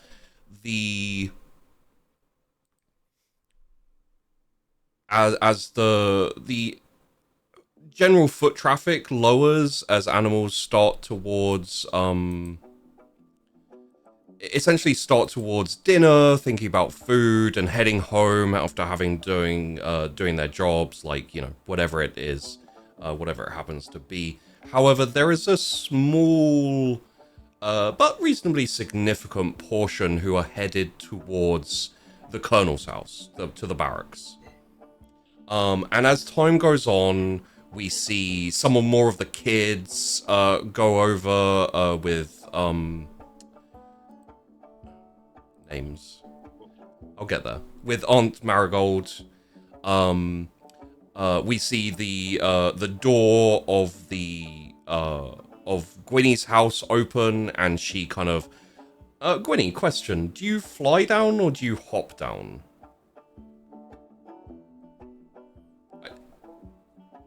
I'd fly for sure. Oh, there we go. We got you. I'd fly for sure. Okay. So there's a moment of kind of like a little bit of a hop to the edge, and then, you know, like judging it, and then you spread your wings, quite a reasonably large wingspan actually, considering your size. And then you kind of, there's no reason to really fly, you kind of glide down, you have a good trajectory over to Dash's house. And I've done this flight quite a few times, and it's always that good, like, oh, it's nighttime, as owls are nocturnal, like getting that stretch and like almost that good morning feeling. There's like a little bit of chirp to her, and like a little bit of rustle of the feathers, and just that like, oh, I'm ready. Yeah. I would say, and please feel free, both of you, to correct me. I feel like Gwynny would be either on time or a little bit early as to when she, you know, feels like she should be there. Oh, she likes to be around people. Yeah. So like, she's gonna be early, and like maybe has stuffed a couple extra candied walnuts in her pocket. Oh, okay. The kids enjoys them. So like, she's coming always with like a gift, and like just the excitement and the bustle of like, oh, it's adventure time. Yeah. And Nay, I feel like you're not exactly late, but you are surreptitious in your arrival, possibly conscious of your fairly large form. Yeah, so I definitely am more so. I'm usually on time, but every now and then I might get lost in thought and then have to scurry along. And of course, because I'm not necessarily the fastest, being a little bit more of a broader being and not wanting to run over other individuals in the street on my way over, I'll take my time getting there if I'm already. And I was just gonna ask, is Nay really cautious of their size? I would guess yes. Nay, badgers in general are quite imposing. They're very physical, they're very big comparative to most other animals. And in general, that means that they tend to be very cautious in outside of their own environments. But if you don't mind, I would say that the barracks is a very grand-looking structure. Huge doorway, you know, big spaces. It makes it look like perhaps the colonel thinks of himself as a bit grand, but actually it's just so that Nay can get in and be comfortable. And I'm not going to say that. Yeah. I will say the majority of the buildings are quite large. So there aren't many buildings, like maybe Gwynny's place, possibly, where you'll feel a little bit crunched up. But even for badgers, the houses can accommodate them without feeling uncomfortable. I'd say during this evening at the barracks, there are quite a few people, so you might occasionally feel a little bit like you're taking up too much room, but for the most part, you'll be fine. So in that case, Nay has a corner that's just reserved for Nay. Yeah. called the Cornet. So, in that case, Gwynny, when you settle on the lawn of the barracks of the Colonel's house, you kind of go to the door, and by the time you've opened the door and started to step in, Sage is already there, and is... Gwynny, hey. Hi. Sage kind of like turns slightly to show you her like neck and back, and she says, "I am starting to get my plumes." Oh, it's such a wonderful day when you get your plumes. Are they itchy though? They They get really itchy. they are Uncomfortable. itchy, but the Colonel says that a little discomfort makes us stronger. He's always on about discomfort. I think comfort is important. But So, Mm. I have a little like ointment cream that really helps the feathers come in. That I'm sure if you come pick it up, your mom can help you. then I will come to see you in the morning. Would tomorrow be too soon? No. What type of tea do you? Because I'll make sure I have a pot of tea on for you. Acorn? Acorn, absolutely. Acorn tea will be ready bright and early before I go to bed. And maybe one or two of your candied walnuts? And I just like open my little pouch. You mean these candied walnuts? Yes. And like pull one out. And don't tell the others. I won't. Are you staying here for the evening now? Oh, absolutely. Okay. Story time. It's my favorite time. I am looking forward to hearing stories. The best. I would like, when I am older and wiser like you, to also collect books. Well, and tomorrow I can talk all about the book. I can tell you all about them. You I can start your journey early. would love to see how you organize your books. I have much to learn. Every adventurer needs their own organization, so mine might not be for you. It's definitely not for Nay, and it's definitely not for others. But I like my organization, and that's what's important. Well, currently I have a few papers and a book, and I have just left them strewn around my room, so your system will be better. Perfect. Yes. Don't tell Dash, though. Okay. Don't tell Dash. And Sage kind of like sidles off and goes to this little semicircle of the kids who are sat down, and all of the kids. You have Kristen, who is a squirrel. You have Sage, who is a barn owl.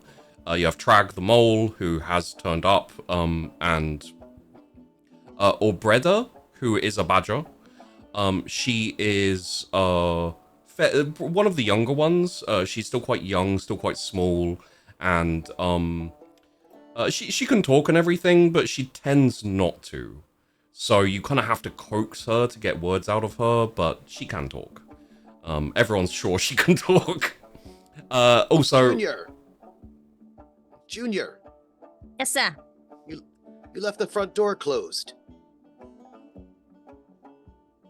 As I was Open it up. instructed to close the door. No, you should keep it open. you did instruct Junior to close the door, sir.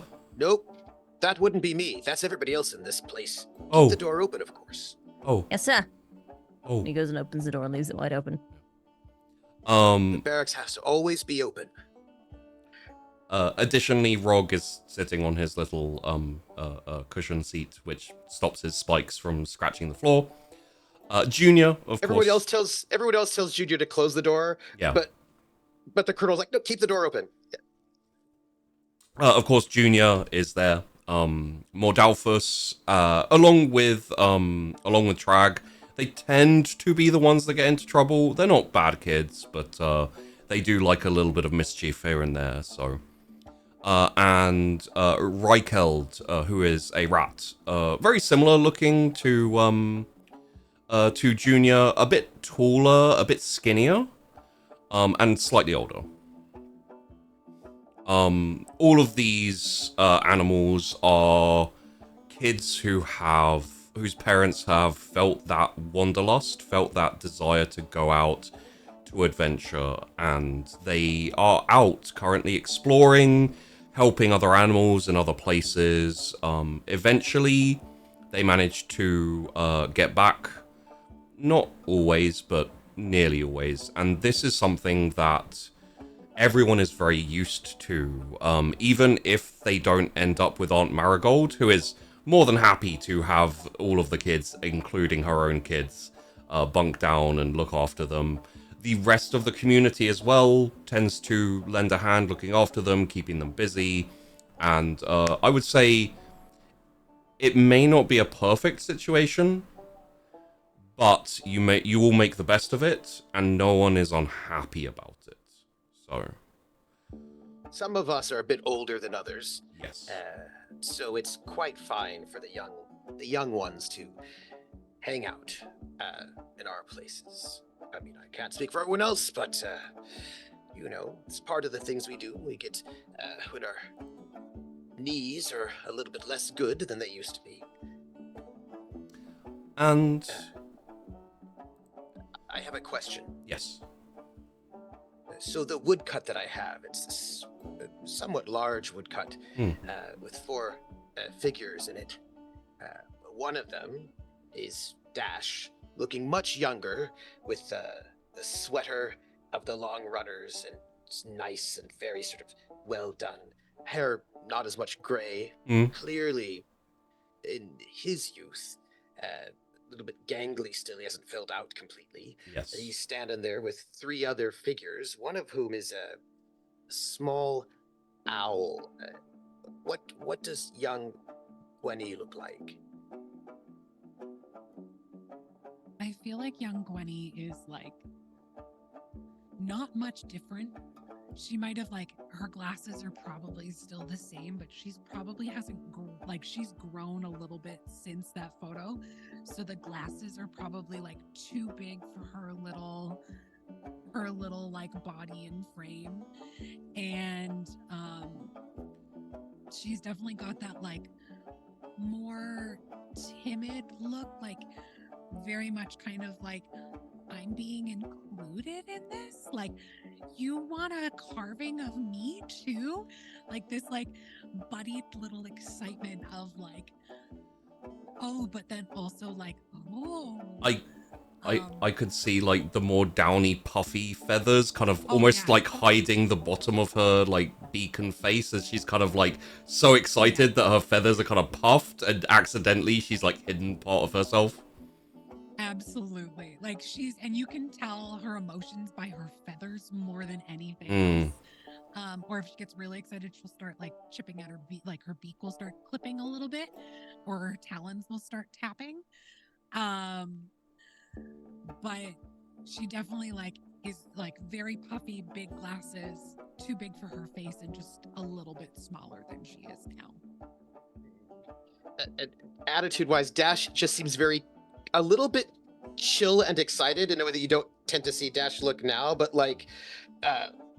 oh, so cool, very oh, great, kind of a very oh, everything's gonna be great in the world because nothing bad will happen because it's wholesome. What does a young Nay look like?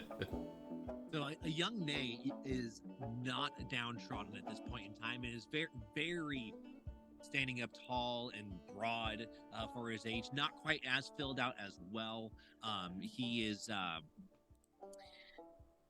got this overall just sense of worth and determination and focus, which as of late kind of seems like a little bit. Where is it? Why is it missing? But in this figure. You could see that it's just very ready to be attention, ready to do the next task, ready to take on the next adventure, is there, present. Let's do this thing. And oh, There's sorry. that fourth figure. Yeah. Do you want to? There's the fourth figure in the woodcut. There's It's a mouse. That's cool. It is a mouse. Yeah. She strikes a very dashing figure herself. Very cool. This mouse. So cool. So neat. So awesome. Like just like the coolest mouse ever. Yeah. Sort of looks a little bit like Junior.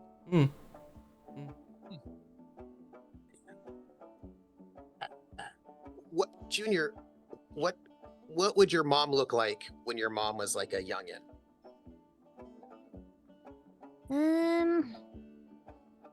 She had very reddish colored fur, which is quite unique for the mouse. And like Junior has that kind of like little like resemblance of that as well. Small pointed nose on her face and big brown eyes. Maybe a fairly impressive hat. Not as impressive as Junior's. Oh, okay. That's just, and it's actually kind of a biggish woodcut, you know, something to be very proud of. And I sort of like look at the woodcut at us back when. Hey, it's good to see you. Hey. Ah, thanks for the invitation. Glad you came. I'm gonna tell stories. Always good to see you and your stories. All right, where do I get to sit down? I need to stay out of the way. Right over there. If you don't mind, excuse me, Nate. Mhm. And Dash walks up to you, little stiff, you know. It's like, just gives you a hug. You could see the tension, like the facial expression doesn't change, but the body relaxes. It's good to see you. It's good to see you. I thought I'd tell them the story. Well, you'll know. You'll be able to jump in when it's right. Gwenny, you too. Oh, me too? Okay. Of course. And I like run So- up to you and just like give you a hug. Like you could Oh! still be talking, but I'm like, Oh! oh, yesterday. Oh. Did And you as hear I'm me? hugging you, Yeah. very quiet so nobody else can hear, say, Sage, her plumes are coming in and she might need some ointment. She's feeling uncomfortable, a little bit of discomfort. I've She needs a already bit of got her. guidance. She's Oh. coming. She's coming tomorrow, and I've already got her because I know those plumes when they come in. You've heard me itch and scratch, and how annoying they were. So I got her. Just don't tell her that I'm concerned about her comfort. I won't. Okay. But, you know, also, I think she's a little shy, a little awkward, and I think you could help. Why could I help? Because you know how to get people out of their shyness. What are you two whispering about over there? Your mom. Ah! There's a joke. They It wave wasn't your they mom. wave at the air. Oh. Oh. Nate, Oh. Nate, did Junior give you your hug from me? Hug? No, No. I didn't. Nope, I didn't see it. Mm-mm. Oh, well, then she runs over to you and gives you a giant hug. But like, I swear, she probably only come up to like your waist. At best. So like she hits like your thigh, Like you would think I would fall back, but like I don't actually budge at all, you know? and there's just this floof ball that kind of like runs right into you. Yeah, exactly. And I just take instead I I don't just need watched two those two. hands here. I just need the one hand, and I'm kind of like, you know, hugging you and pawing you a little bit, you know? You give such good hugs. Yeah. Mhm. Yeah. Mhm. All right, come around, everyone. We've got a story. It's story time. So, you all know the wilds. The deep, the dark, the mysterious, and unexplored wilds. There was a group of adventurers, explorers, heroes, 4 of them, who would go off into the wilds to find paths, new paths, so that all of us could travel about, find something new. They would brave great adventures. One time, full of enthusiasm and confidence, this group of 4 decided to go south, past the lake, deep into the wilds, all by themselves. It was a very long journey, a journey that had much peril. But the end of the journey, or at least the high point, was when our scout, who could fly through the air, who was always knowledgeable about things, this scout, small, stealthy, excited, so brave, called, said, "There! I think that's it. The legend is true." And then the rest of us, we other 3, looked, and there in the distance we saw a tree as large as a mountain. That is right. We saw the mountain tree quite a far way in the distance. And if you don't know about the mountain tree, it is as big as a mountain, this tree, and it moves. It wanders through the wilds. They say that it is home to many creatures that we've never seen or heard of. Spirits that might wander the wild woods. Could be dangerous, could be amazing. There could be a unicorn or a dragon. Who knows what might live in the mountain tree? Well, we decided. There was a mouse with us who decided that we absolutely, definitely had to reach this tree. And so we went off, set forth deep into the wilds to try to catch up with it. You'd think something that is so large wouldn't move so fast. But it did. That's when we came upon our first obstacle that we had to overcome to make our way towards this mountain tree. We swore we would be the first of our kind ever to reach it. Nay, took care of the first of our trials. Oh, Nay. well, I guess I can fill you youngins in on what happened out there. So on the first of these trials, as we continue to be boastful, which nowadays I don't know if that's the right way to be, but hence we continue to go through, and it was important for us to get up and over. Obviously, our scout easily can get anywhere and fly here and there, but some of us bigger folk, looking around at the room at some of the thicker creatures in the room, you understand it's not always easy to get up and over things, and the older you get, you're gonna find that out even more. Oh, that's true. But Dash knew exactly where to head. And because of that, I decided to climb with him up and over this. It seemed like a trunk, but it wasn't really a trunk because it didn't grow straight up out of the ground. It came kind of around a little bit of the bend and through the rocks. And with that, that's when I decided to say, this is too much for me today. This is too much. And so I looked over at Gwenny and asked, is there anywhere for me to go besides this? I can't see anything. You can always go out. That's what she would say. You could always go up.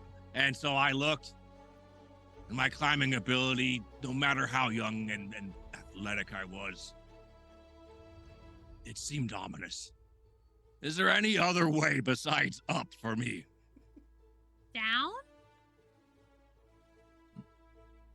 And at that point in time, I realized I was going to be the one sitting back, waiting for everyone to continue on with this journey. And as you're all telling the story, you know, bit of back and forth, the kids are like slowly kind of leaning closer, like, you know, they got the wide eyes and kind of like rapt attention.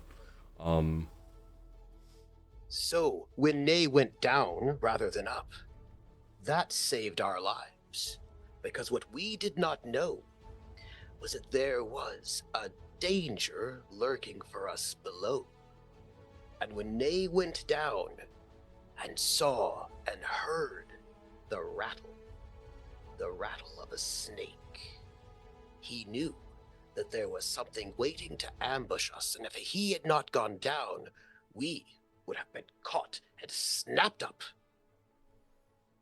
Nay saved us that day. And just like always, Nay always finds the danger first. They give me too much credit. Honestly, it was there, it was in the way, it was going to hurt us, and I stopped it. It was just that simple. You give me too much credit. We Way give too you much credit where Not credit enough. is due. Exactly. And there's kind of like this very light, like, ew, kind of going on, like, when you say it, there's nothing. And then as the others kind of like big up the event a little bit more, the kids are like, ew. And, you know, there's a little like rustle. Snake was dangerous, scary, had big fangs. And But that was only the first trial. I will say, as you are both aware, Honey has a poor storytelling, and but it's a bit better when Honey isn't talking about his own exploits. He can be a bit more, let's call it generous for other people. When it comes to himself, he's like, I went over and I kicked it and I won. And then there's kind of, it sits down like, no one praised me. I did my job. But because we mentioned a snake, I wanted to dip very quickly into the lore of animals. Because not all animals are the same. You have the very loquacious anthropomorphic animals in the world, which make up beasts such as a badger, a mouse, hares, hedgehogs, moles, otter, squirrels, voles, shrews, owls, wildcats, stoats, weasels, rats, ferrets, magpies, beavers, kingfishers, and even foxes. These are quite common animals that you will see all around in the different sanctuaries, in the different settlements and havens. And all of you would consider those, aside from maybe foxes. Foxes and badgers are quite solitary at times, but generally most settlements will have at least one or two of each. There are, similar to these animals, rarer animals who are just a bit more wild, a bit more nomadic. They can be aggressive, they can not be aggressive. These include wolves, lynxes, martins, bats, ravens, crows, an occasional tortoise even. You know, I'm not sure whether you encountered any in your trip, because they're more often towards the sea, but maybe in the lake. And foxes again, because of their slightly solitary nature. Additionally, you have the more... I'm not sure the best way to describe them. I would call them semi-sentient. They are capable of speech. They don't necessarily communicate well, and they have very alien thoughts compared to you. You would maybe consider them a bit more aggressive, a lot more wild. These tend to include snakes, frogs, lizards, toads, newts, salamanders, eagles, all manner of raptors, birds, you know, birds of prey, finches, buzzards, cuckoos, woodpeckers, martins, jays, sparrows, a lot of birds.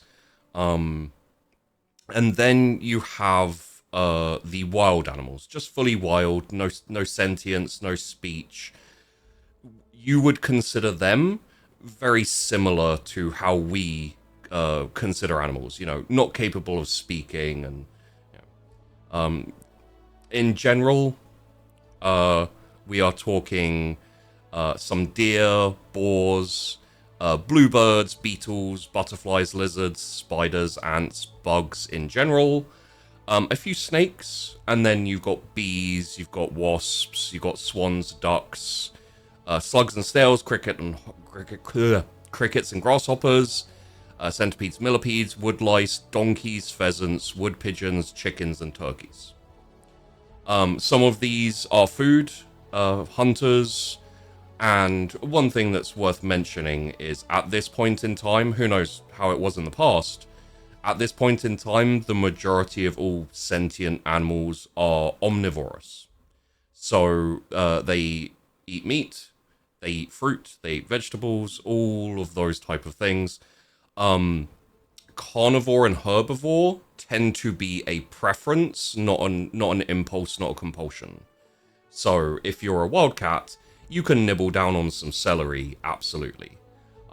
It's not your preference, but you're perfectly happy to, in general. So, with that said, most likely the snake you encountered would have been a one of the more wild ones, especially down in the wilds, in the woods down there. There comes a point in the land where the woods get, I guess, full of life, and there's a lot more none of you are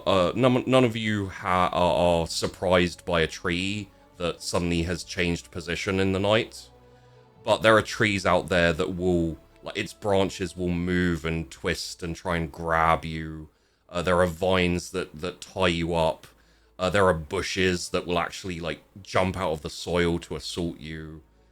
The down in the wilds, which is incidentally where the mountain tree can be found, is thick, very difficult to travail, and almost invariably any animal who feels that wanderlust and kind of gives into it will find themselves delving into the wilds, because it's the least explored place, it's where the most adventure is, and it's where, if you're lucky, you'll make your name.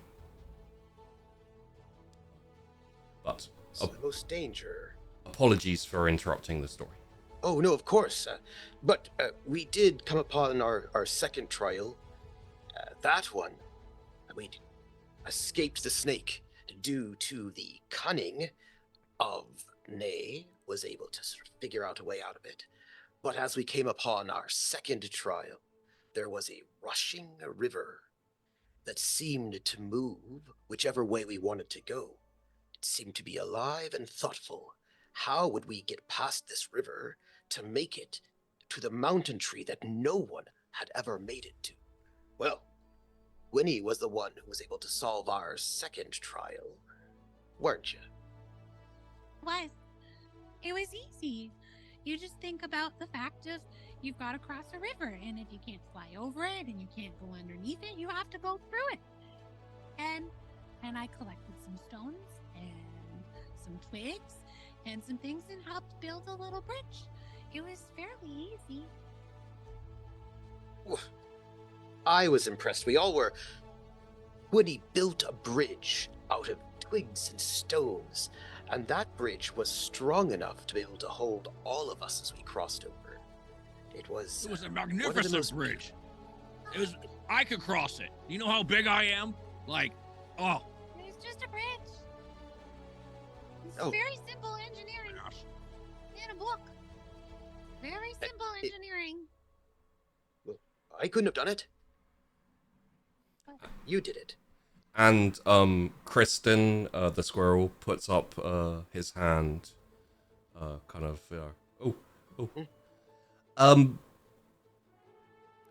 are the rivers like? What is the water and rivers like in the wilds? Is it the same as it is out here? No. Is It it? isn't. Is it rougher? Is it faster and more dangerous? Cold. It's so cold. The rivers here are cold, though. Oh. You've never felt cold like the cold of the rivers in the wilds. We found out it was really cold because they might have gotten a leg foot thing in the water. Maybe more than that.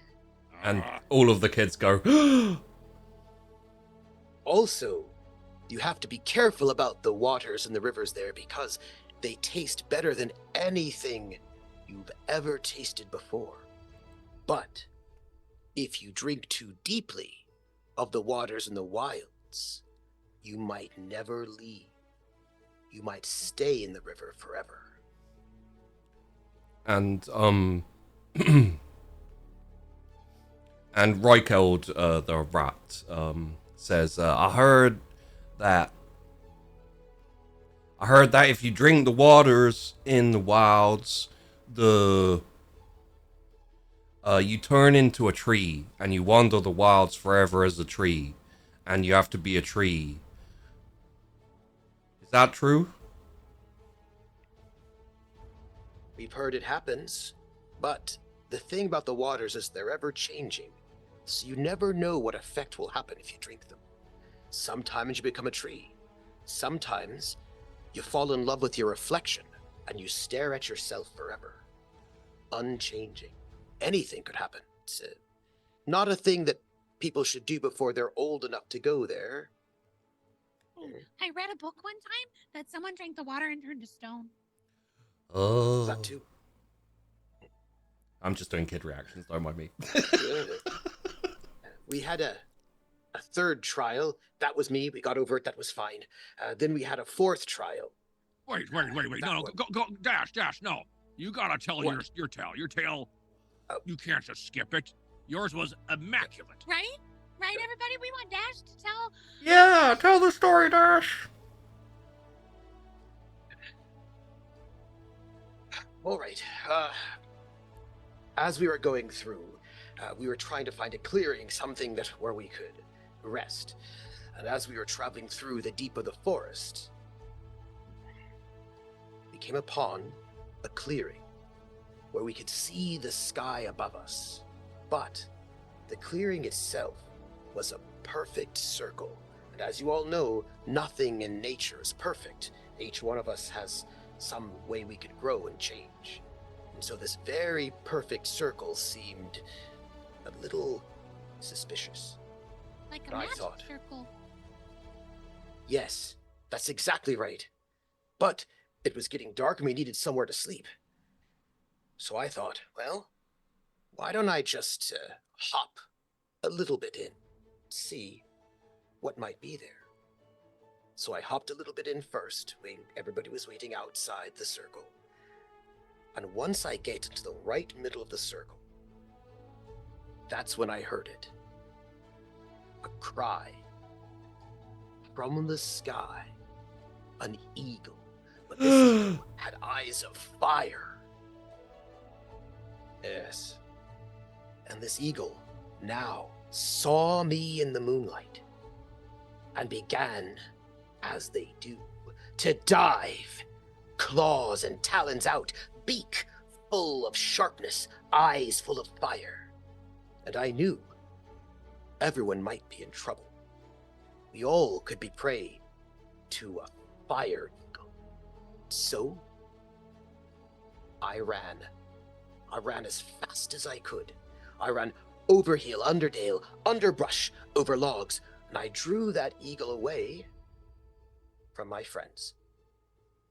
And there's one thing, an eagle's very fast, very dangerous, but doesn't have the sort of endurance that I used to have when I was a bit younger. So, after about, I don't know, a full hour or two, I was able to tucker that eagle out, confuse it, and make my way all the way back to where my friends were, waiting for me. And there's kind of like a little light kind of clapping and like, yay, of celebration.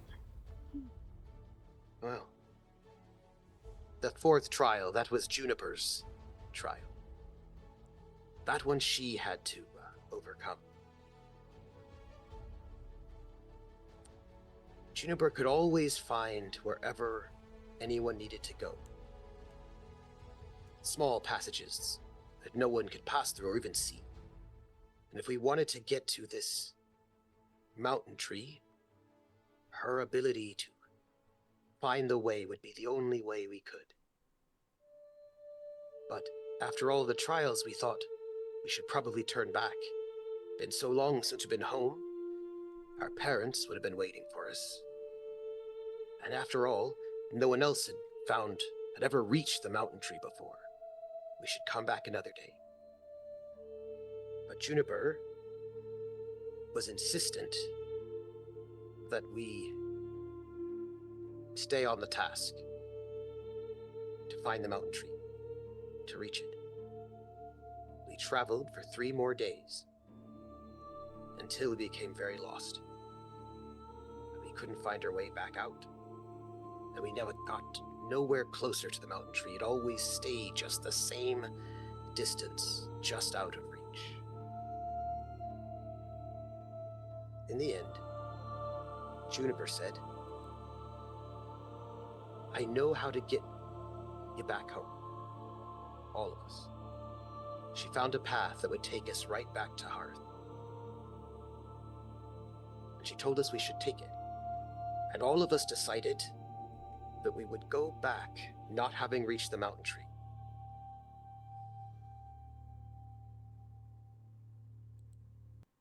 And we started traveling back. All 4 of us. On this path that she found that would take us back home safe.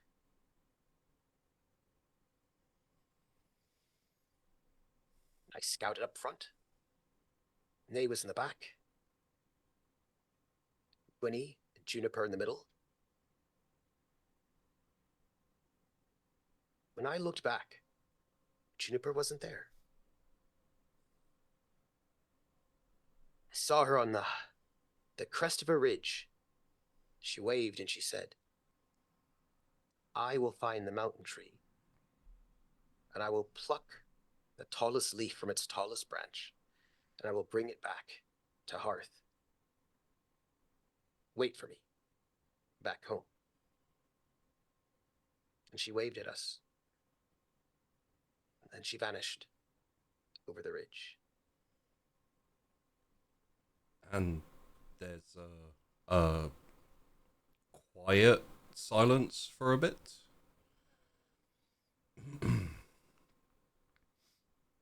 And I think for the majority of the kids and some of the adults there as well, the spell is broken.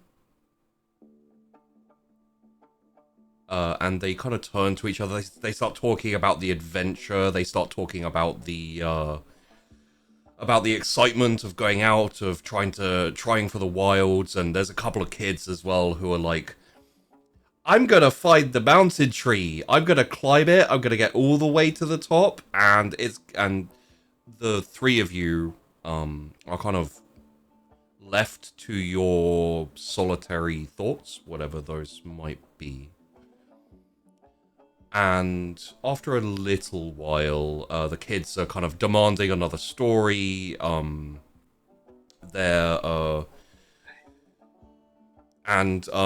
Seeing that you're not sure you want to, you 3 are not as enthusiastic to keep going. Miss Nancy Crab steps forward, the shrew, the librarian. And she says, well, I don't have any stories of personal adventure or anything along those lines, but I do have knowledge of some of the old stories, of some of the legends of times past. So if you sit around, kids, sit around. Good. I think I could probably tell the stories of Arcta Iteratus. And the kids are like, ooh, and they kind of like, shuffle a bit and sit up straight. for the rest of you, you all are very, very familiar with the stories of Arcturus. For the kids, I imagine they've heard the stories, or some of the stories at least once. And she says, Arcturus was a mouse. One of the first recorded heroes. He, to our knowledge, was... One day he appeared, he wandered out of the wilds during the time when Mother Nature took over, and everything that we lost was being lost, and it was a time of panic. It was a time of fear. Animals all over the land were trying to find places to shelter from the from nature, from the trees, from the undergrowth that was pouring all over the land, taking everything over, creeping over everything. And I just gesture for Junior to come and sit by my knee, yeah, like as this story is going, so that Junior is close. yeah. And as that's happening, just for Junior, how's he holding? Like, is he listening to the story, or is he a bit more in his own head? He's not listening because Yeah. he's still thinking about the previous story. And if I can get Junior to come and sit near my knee, I just put my hand on Junior's shoulder while the story goes on. And after exiting the wilds by himself, he quickly made a name for himself as the first hero, the first adventurer, the first person animals would turn to in desperate times of need. He started off, he saved a large group of animals fleeing the bone orchard and their lives and their homes back there. He led them through the shifting forests, through the fast-moving undergrowth to a walled settlement, and into the underhalls underneath it, to take shelter, to hide away from the worst that nature had to offer in those tumultuous times. As the world became overgrown, and the trees and the undergrowth spread everywhere. Once that was over, he led them back up into the settlement. He helped them clear it away. He helped them clear an area to live. And he was one of the original founders of the Hearth, where we live today. You could consider him one of our founders, one of our founding fathers.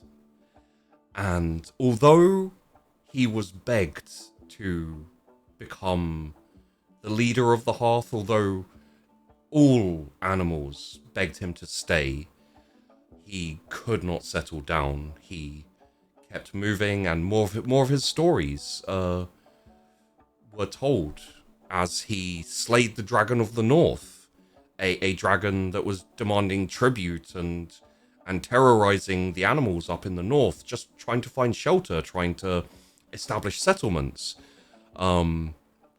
Even still to this day, they celebrate his name in a festival.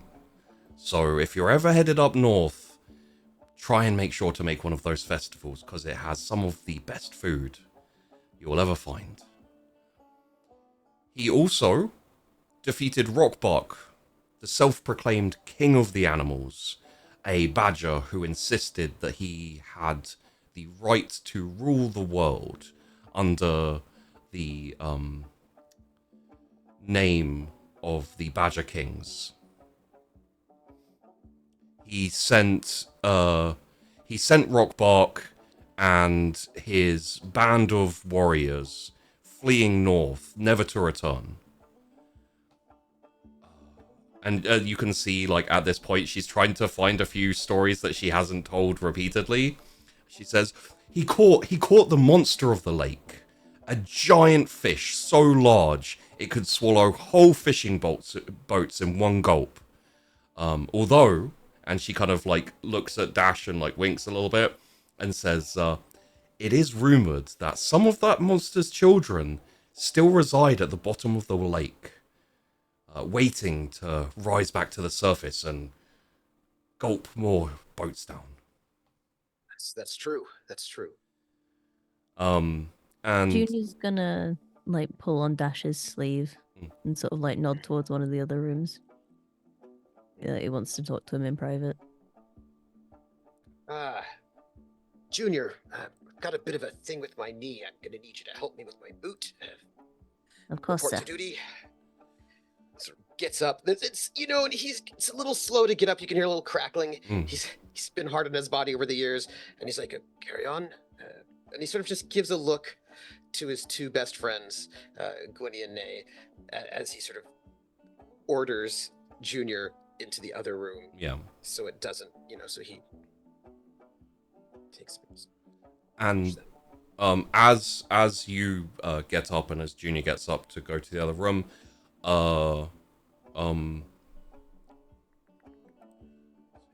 Miss Nancy Crab kind of gets a little bit more expansive and a little louder, just kind of drawing the attention, and keeping the kids like focused on her, as her kind of like espousing of the hero's exploits, and it's all in for the purpose of storytelling, and it kind of fades away as both the camera follows both of you over to the other room, and the quiet. I don't need anything done with my boots, Junior.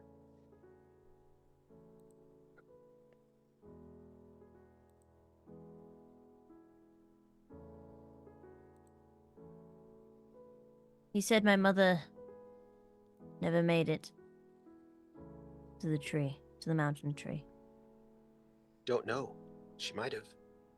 It's possible she did.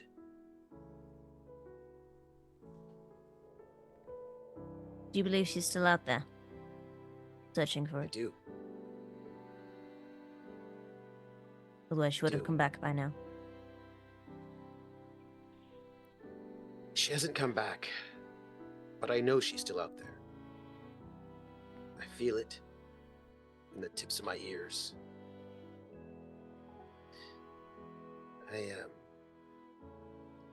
My mantelpiece.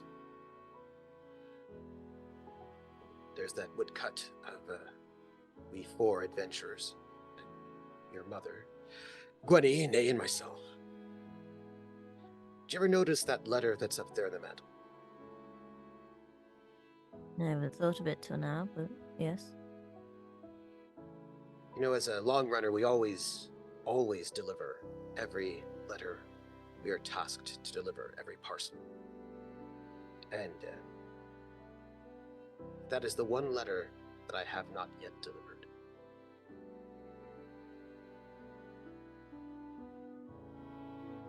It's for your mother. That's who it's addressed to. And as long as that letter's on the mantle, that means she's still out there to have it delivered to. Maybe she found the mountain tree or a fairy circle, but I know she's out there, and I know she'll be back, and I'll be able to deliver that letter to her. And Junior, you're much like your mother. Bold, confident. Your mother's one of the best of all of us. Brave, strong, smart, fast. I know she's still out there. I know it.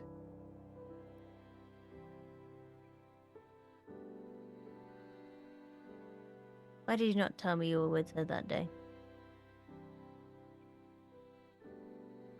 It's not. I thought she just simply wandered off. The wanderlust. No, As many of us get it. we all do. But she would never just wander off and never come back. You did not stop her. I couldn't. She was on the other side of.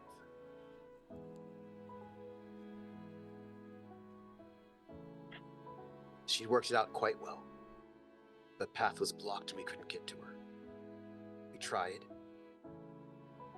to move the log that she'd dropped. But she said that we couldn't all keep wandering forever. She wanted us to go back and wait for her to come back, and I've always been waiting.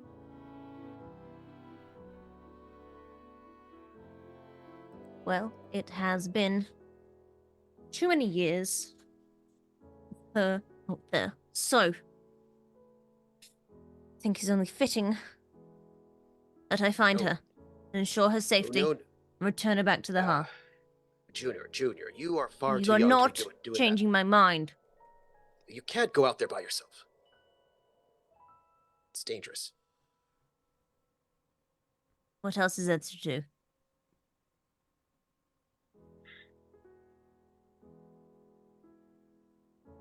I must I find swore, the mountain tree and hope that she is there.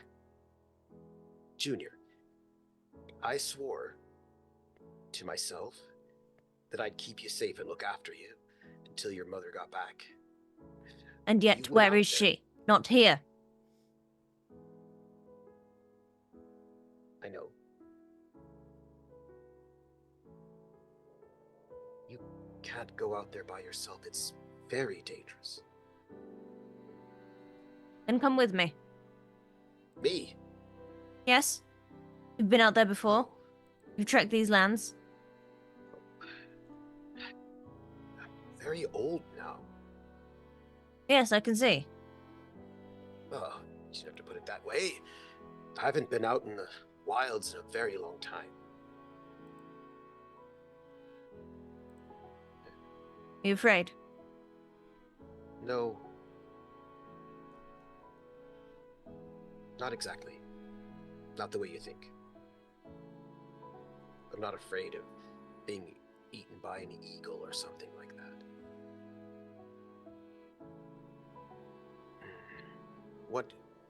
One second, will you? Open the All right. door. Gwenny! Nay! Report to duty!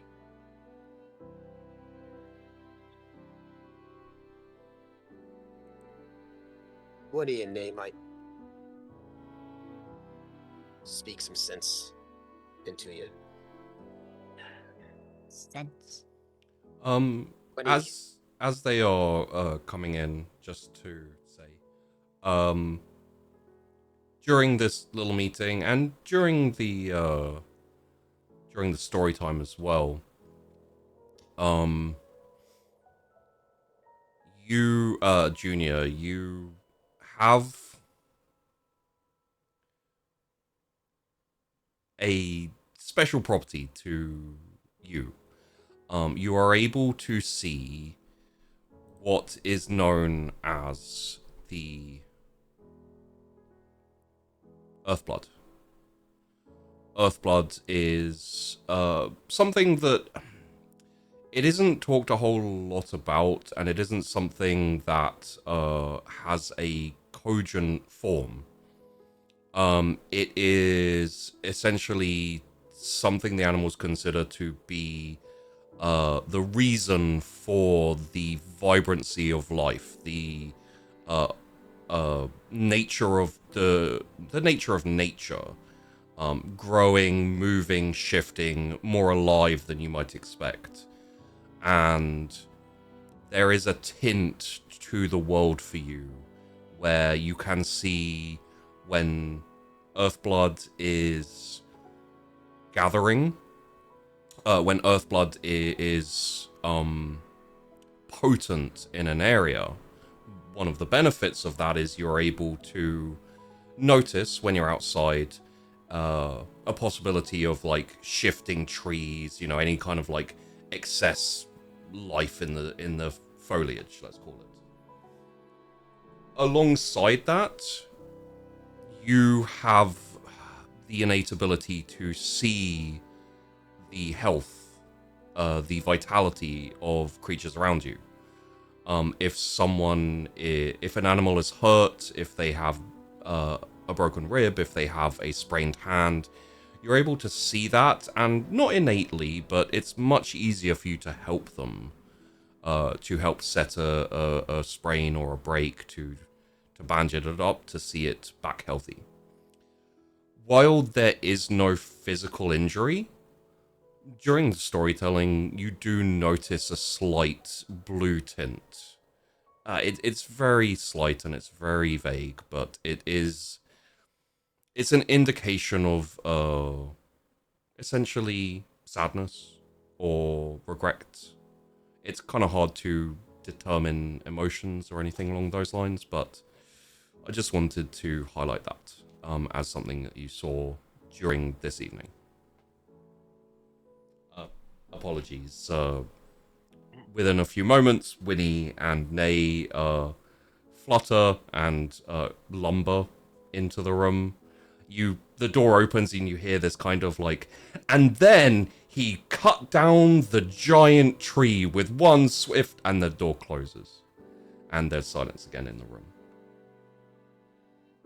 Junior wants to go off into the wilds by himself to find his mother.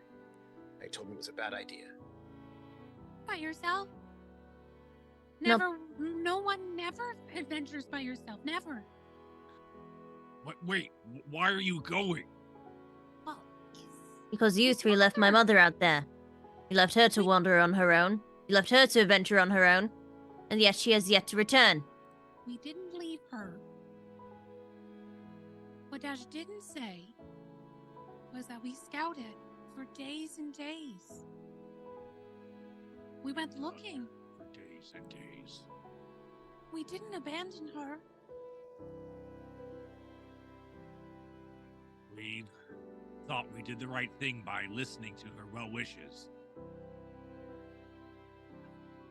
I can see why you're eager, little one.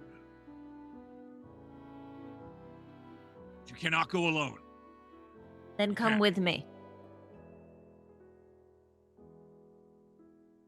We're all a little withered over time. Well, speak for yourself. You've already been out there. You know the paths, you know the lay of the land. You at least We know where she was know. last seen. We know what that means and what that takes. Well, we need a leader, and I'm not one for that. You always say you're not, but you always end up leading. You're the one that always finds the danger first. But I'm in the back. I belong in the back. So nothing can come from behind. Only you. I should be leaving. Either way. In the morn. Junior. And you can come with me or you can stay and do as you have done. Half done. For years. Remain. Young little sir. We have done a lot. We have done a lot. We've not forgotten. Well, sometimes you forget. Pointing that out isn't very nice. Just Nay. being honest. He deserves honest truth about his mother. We each take our turn scouting. We don't ever stop looking. We haven't ever stopped. I appreciate your efforts. I believe it's time to look further afield. Junior. As I said, I'm going in the morning. You're welcome to join me. Junior, you need to know something. A few things before you decide to do this. If you go out there, You will not come back the same. You won't be the same mouse that you were. We all knew that you would go out there someday. We just hoped that you might be able to enjoy your youth a bit more before you do.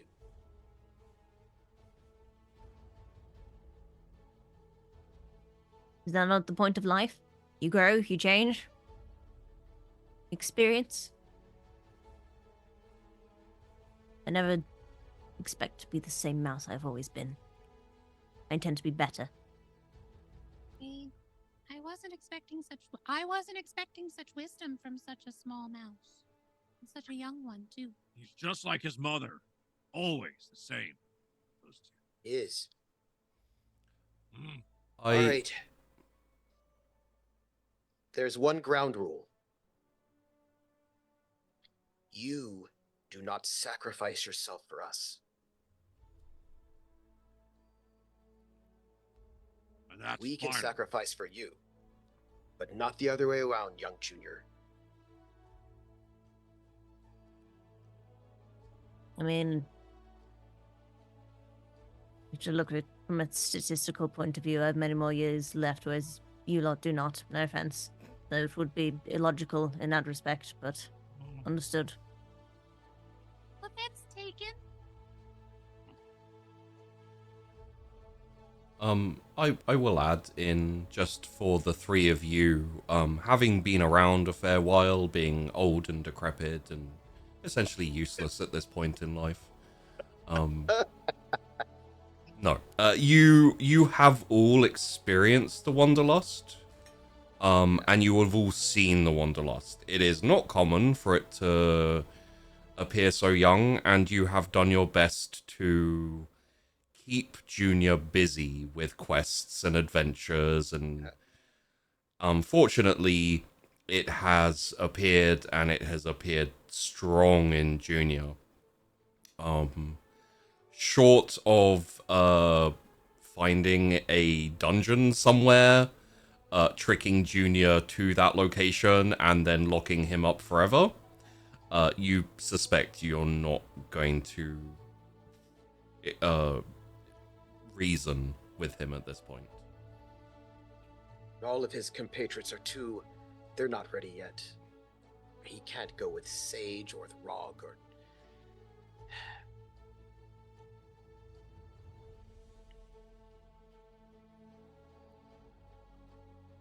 Oh, she's going. What am I doing? You're going with me. All right, I'm in. And I said that I'd keep Junior safe, keep my eye on him, and I can't keep my eye on him if he's off in the wilds and I'm not there. You're gonna have to pull that back out again. I guess. Also, this is our last adventure, though. Then we're retiring. You said that last time, and the time before that. Oh, now your memory works? Told you my memory works great. Yeah. I'm in. There is literally nothing you can remember forgetting, Gwynny. Exactly. There you go. There's nothing I can remember forgetting. Evidence. Definitely time we not have to in this bring more moment that food. I have tea with a sweet, darling bird tomorrow morning that I will not now be able to make. Need to bring more food than we did last time? Much more. I always pack a whole bag of walnuts. It's not my fault I eat them on the first day. No. Junior, your mother's out there. I know it. Maybe this Let time us we'll... find her. Yes. All right, Junior. You have your mother's eyes.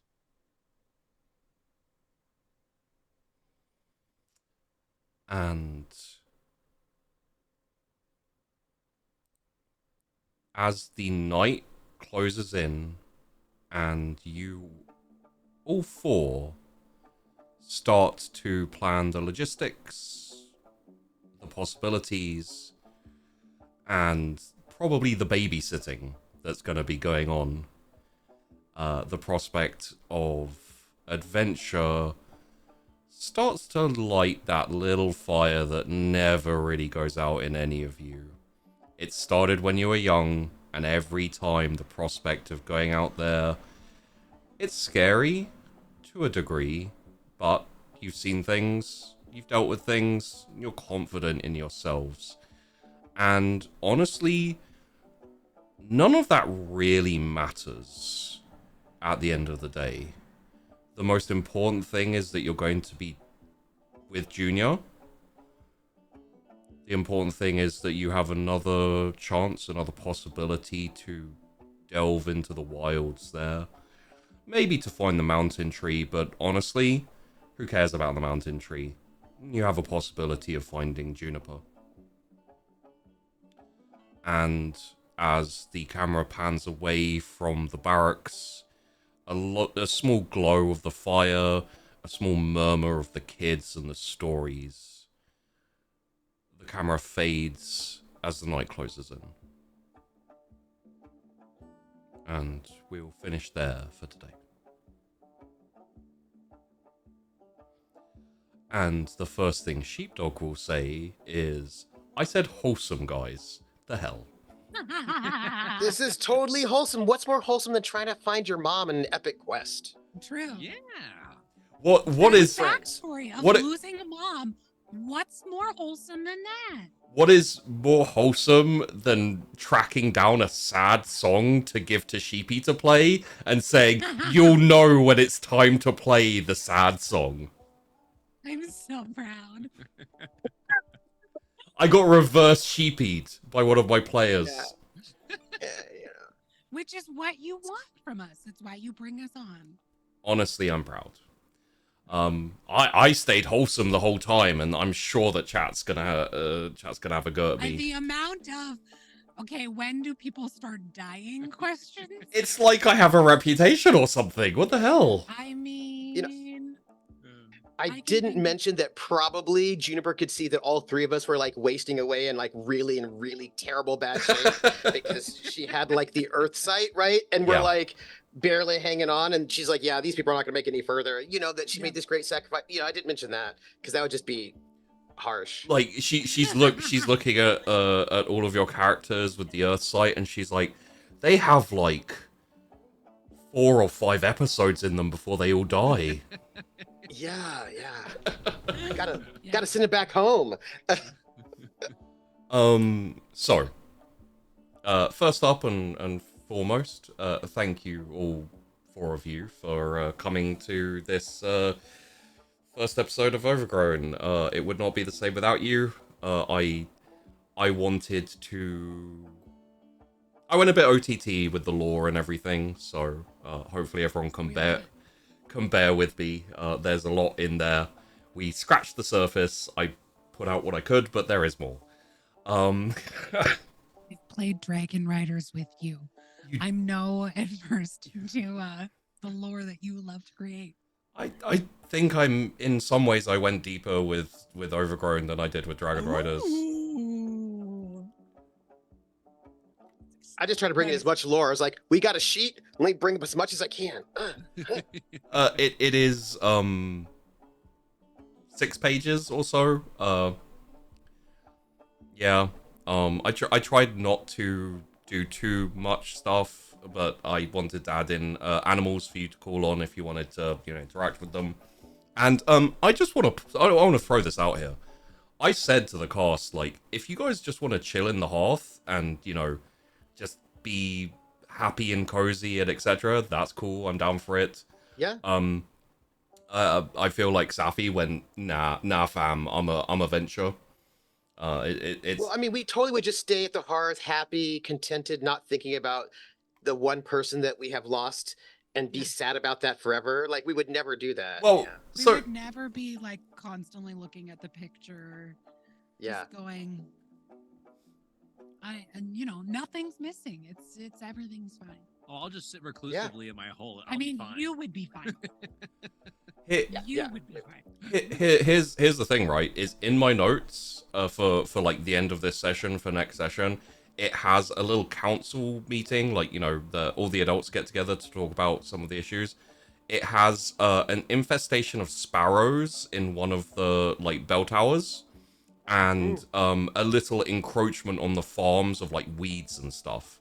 That was next episode, was like sparrows who are difficult to talk to, and weeds, and now it's like, okay, next session Now you gotta we're write off. an entire adventure for our mountain Oh. tree. I've got that ready too, don't worry. But I had to be prepared just in case you guys went, nah, we're gonna chill here for an episode or two, maybe, or just for the whole thing. So Look, the kids can take care of that. That's part of their growing process. They like that'll be good for them to work on. We like to make the kids go weeding. That's Yes. great. Like we'll just get them. I will say, how dare you let down Sage? She is a cute little button, and you agreed to give her tea. She's gonna be there pretty early, so that may still happen. I was like, please. I was like, Gwenny does not want to let her down. So, like, if anything, Gwenny will show up to her house with the lotion and like tea and like a little acorn thermos, being like, I'm here. It's like the good morning time. Yeah. Twilight, you gotta hello. I gotta go. So let us, because I don't want to keep you all too long. Let's hit the outros. If you would like, unless we have to a bit of a hard out. Safi, I know you're feeling a bit rough, so I don't want to keep you too long. Feel free to chat about what happened today. I'm not in a super rush to finish myself, so I leave it down to all your own discretions. We'll read through the super chats and then we'll head off for the evening. So let's start off with Junior, who made a wave of himself, and Safi Pie, who also, if you enjoy the trailer, Safi edited that. It is bloody brilliant. Hello. I played Junior today, Yeah. and he just got worse as it went on. Like, You guys can't resist. Like, seriously. I love Junior.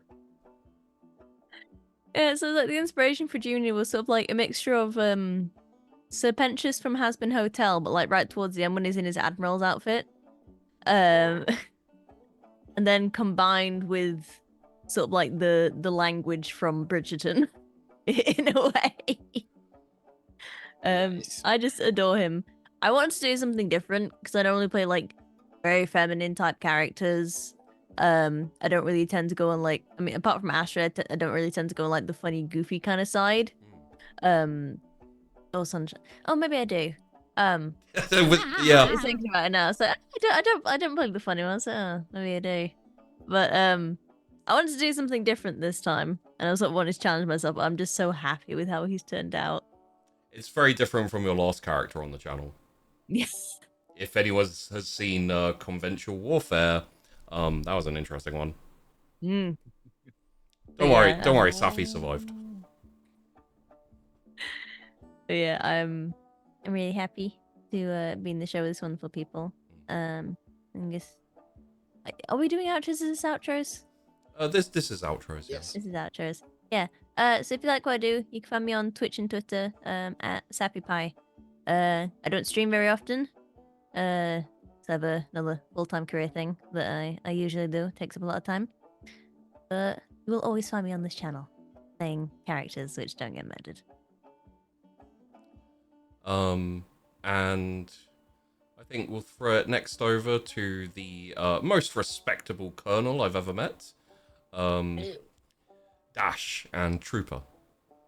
It's all right then. So, hey everybody, I'm Trooper SJP, and I have been playing Dashlington Dash Hoppingway, the colonel of the Long Runners, who has not been internally. You know what I think is great about this wholesome game that we're in? Again, just going to give some love to everybody else first, because that's my thing. I just want to give love to that moment when our good old general, not the colonel, was like, yeah, in the past he had this like confidence and like is going to do it, and now he's just sort of like, whoa. And the ways in which each one of these three older characters wear this loss in this very sort of like subtle internal way. You can see that this loss was so great, but like if you don't know them, you wouldn't know that that's what that is. That like their response and like the Colonel's rigidity is now like a response to like having been a bit more like loose backed and then having this loss, and then you sort of compensate in this way. And each one of us compensates, and then right. So I want to give love to each one of the older characters for the ways in which they can show the wear of that compensation, and then also to Safi, because if anybody in the audience does not think that Junior is not compensating for having lost his mother, obviously Junior is compensating for having lost his mother. And just like the way that sort of like that is also this compensation that is so beautiful. And like there's such a great, these characters are like fun and big, but there's this great subtlety that underlies them that give them such a depth and reality that makes it just so wonderful to play with. And I wanted to thank and thank you for my dearest Gwenny for jumping, being like, what he didn't say was we actually looked for her days, Yeah. and like these things are like what we wouldn't say, but then what somebody else has to say for us. And that was just such a lovely, each person here did such a lovely job of adding to the story. And when you're like, why didn't you go and tell me, like, why did you leave my mom? It was just, so good all the time. And I have to say thank you, Sheepy, for the wonderful NPCs. And thank you so much for our Ms. Crow, who's like, let's just take care of the children while this clearly other thing is happening. Yeah. Thank you. And you can find me on my channel, Trooper SJP, on Twitch. Every Friday at 7 p.m. Eastern Standard, I go and I run some sort of RPG on my channel. I do other things, other places. But that's where you can find me. You've been doing Traveler, right? I remember seeing I have been. Is that finished Yeah. or is that still going? We have our season finale this coming Friday. And then after that, for the mid-season, because I always like to have a break of about like 6 or so weeks, I'll be doing some 2D6 Dungeon, which is a solo RPG. Then I'll be doing 2 sessions of a game that I've been wanting for my whole life. When I was a little kid in 1984, there was a boxed RPG that I could not afford because I did not have money, called Sandman, where you woke up with amnesia, and I was like, I want to play this. And then of course it was a huge flop, and then nobody found it. I found it on eBay, and now I've roped people into playing this game that is a Lovely. really narrativist game, but from 1984, which is very cool. And then I'll be doing some Ironsworn Starforge stuff in a sort of a pulp sci-fi until we come back in again with more Traveler. So with the mid-season finale of Traveler, you're saying that people have until Friday to catch up on that whole series. So, guys, you better head off and go do that now. But There's an assassin. Don't worry about it. But not before we hear from the other two. I'm going to include you together because you're there on the same screen. We have Winnie and Elbow. And we have Jen and Honey Muscley. Do you want to go first? I'll let you go first. Okay. Hi, I'm Elbel or Ellie. You can find me on Twitch, Twitter, Instagram, TikTok. I have ADHD, so does my content. I play a lot of different kinds of games, kind of with whatever is attracting me. I've been addicted to Stardew again lately. I played some Project Zomboid last night, so that might be coming. I love survival crafters. And any story-driven games, and I talk a lot about D&D and tabletop RPGs and food. A lot about food, which definitely is not bleeding into Gwynny at all. Yeah. Not at all. Not at all. And I stream 3 days a week on Saturdays, Mondays, and Tuesdays at 5 p.m. Eastern on Twitch. And that's it. Awesome. Well, I am General Andrews, or as you saw, Honey or Nay Mustelay. There'll be an explanation for that in the future. You'll get a little bit more of that. But for now, just sit tight in that regard. I also want to thank the willingness of everyone in the cast to go ahead and work with the fact that my character is very gruff and kind of like bristly right now, and a lot of my inspiration for my character came from, if anyone read the Forgotten Realms novels, Brunner Battlehammer from Clan Battlehammer. And so a very pragmatic dwarf, but at the same time, he hides his heart in all of this protection of everybody else around him. So if any of you know what that is, then you'll kind of get an idea of where you're going to see my character start to grow with everything. And I'm just so thankful the cast put up with a lot of the gruffness and the ridiculousness of that at first, because it's kind of out of nowhere. So everyone did a great job of ebbing and flowing with that, as I try to stay my ground and not break from character in that regard. I just want to add, I think it adds so much contrast to the group. And so Yeah. I personally think it's really, really, really awesome. And I think it's really awesome. Oh, cool. I'm glad. It's- I was like, man, I'm so gruff. Everyone else is so nice. Like, I feel so out of place for myself, like overall as a person. So. What I will say as a partial observer, at no point did Nay come off as dismissive, only as gruff. And gruff doesn't mean like not warm. Nay still came off warm, just a bit solitary, a bit, so like in terms of your intentions, you really nailed it for Nay. Okay. Well, I'm glad. And I think it really I just think it highlighted how much of a strong bond the older characters have, right? Because our older characters responding to you is like, we know that you're gruff, but we also know you, and like we love you, right? And when you gave the food and way too much food to Junior, right? Yeah. Like there's this way, like there are all these little indicators of like we saw you, that, what I mean? That was I'd say the moment for me was when Junior said, "Do you want these candied I was going to say cashews, it's not cashew, what is it? Walnuts. The candied walnuts."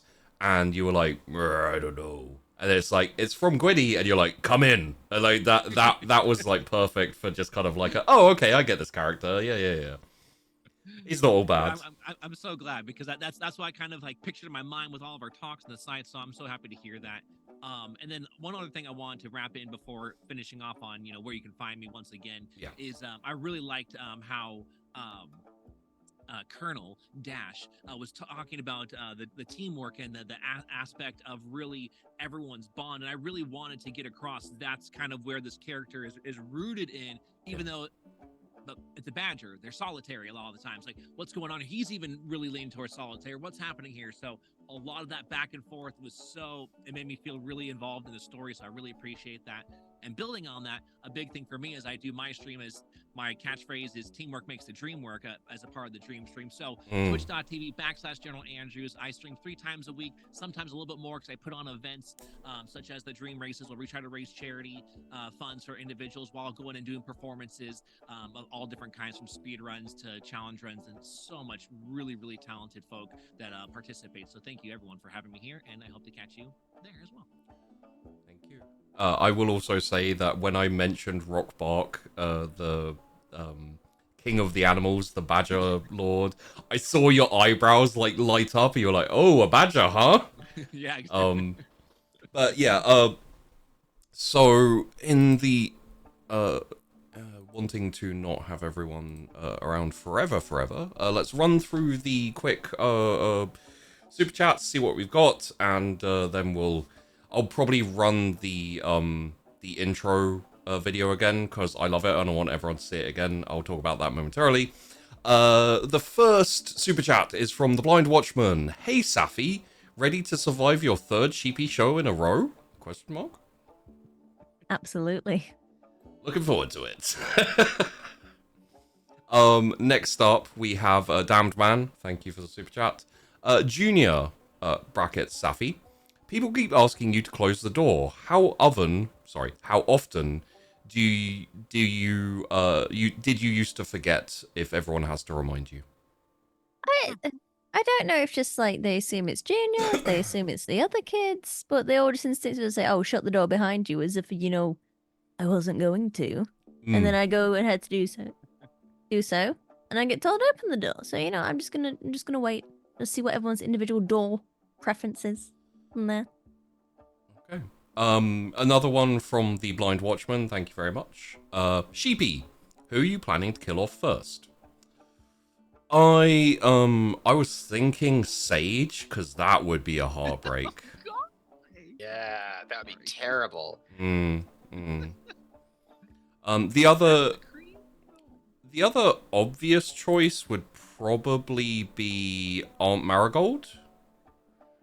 I am concerned concerned about the fact that he's actually thought about this and that he actually has characters lined up to murder in a wholesome, sweet show. In my defense, it's not murder if someone else kills them. I'm just telling you that it happens. All right. Well, there you go. I'm gonna present a train problem, where it's either Aunt Marigold or Sage, and Gwynny has to decide. You got training for this. So we're tormenting me. We're making me choose again. I mean, if I torment Safi again, I'm gonna start getting called out for bullying, so I have to choose someone else. I don't want to torture the new people. They're doing great, you know. Like I want them to come back. But what about me? You don't Um, want me to come back? I assume you will come back regardless. I feel like if you don't threaten to kill us, why should we come back?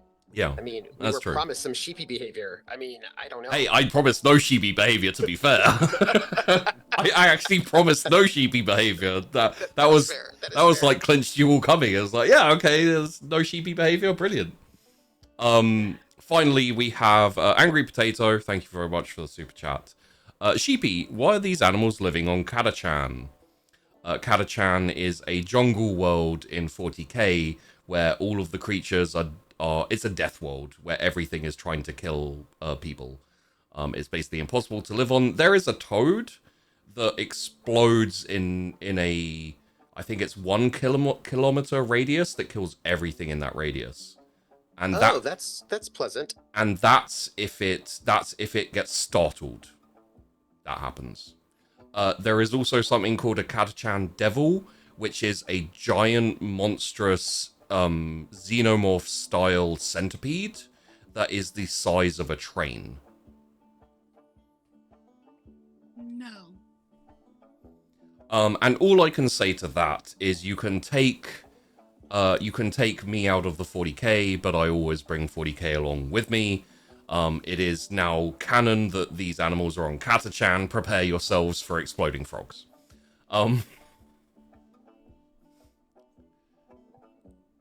Need some cold water real quick. Just hop in that river again. Yeah, it's just super cold. Don't worry about it. So, I will say thank you very much to all 4 of the cast, again, especially Trooper and Jen for your first appearance on The Wandering Inn. It's lovely to have you. I hope to have you on other things, but of course, I will enjoy you both while I have you on this show. And, yes, reminder to check out the Patreon, reminder to check out all the socials and everything. And the most important thing is there are links down below to all of these lovely cast members. If you want to go check them out, I highly recommend it. There are also links to Pony Punch and his Twitch, specifically because he is the man who made the wonderful Overgrown song, the one you hear in the trailer in the intro video. He made this as well. This song here he did with a banjo, which brilliant. And of course Safi Pie, who did the editing for that intro video and a lot of the other little video pieces you see on my channel. And to Peachy, I love the dude, and he made this overlay which I absolutely adore. He's made some great overlays for me before. This one is beautiful. So, with that said, we will head to the intro video again to give you that beautiful piece of art, and we will head off for the night. I very much hope that you enjoyed Overgrown, and we will be back next week to see where Junior, Dash, Gwynny, and Nay find themselves going. I have a suspicion it's off into the wilds, which is going to be wild. Thanks for watching, everyone, and see you next week.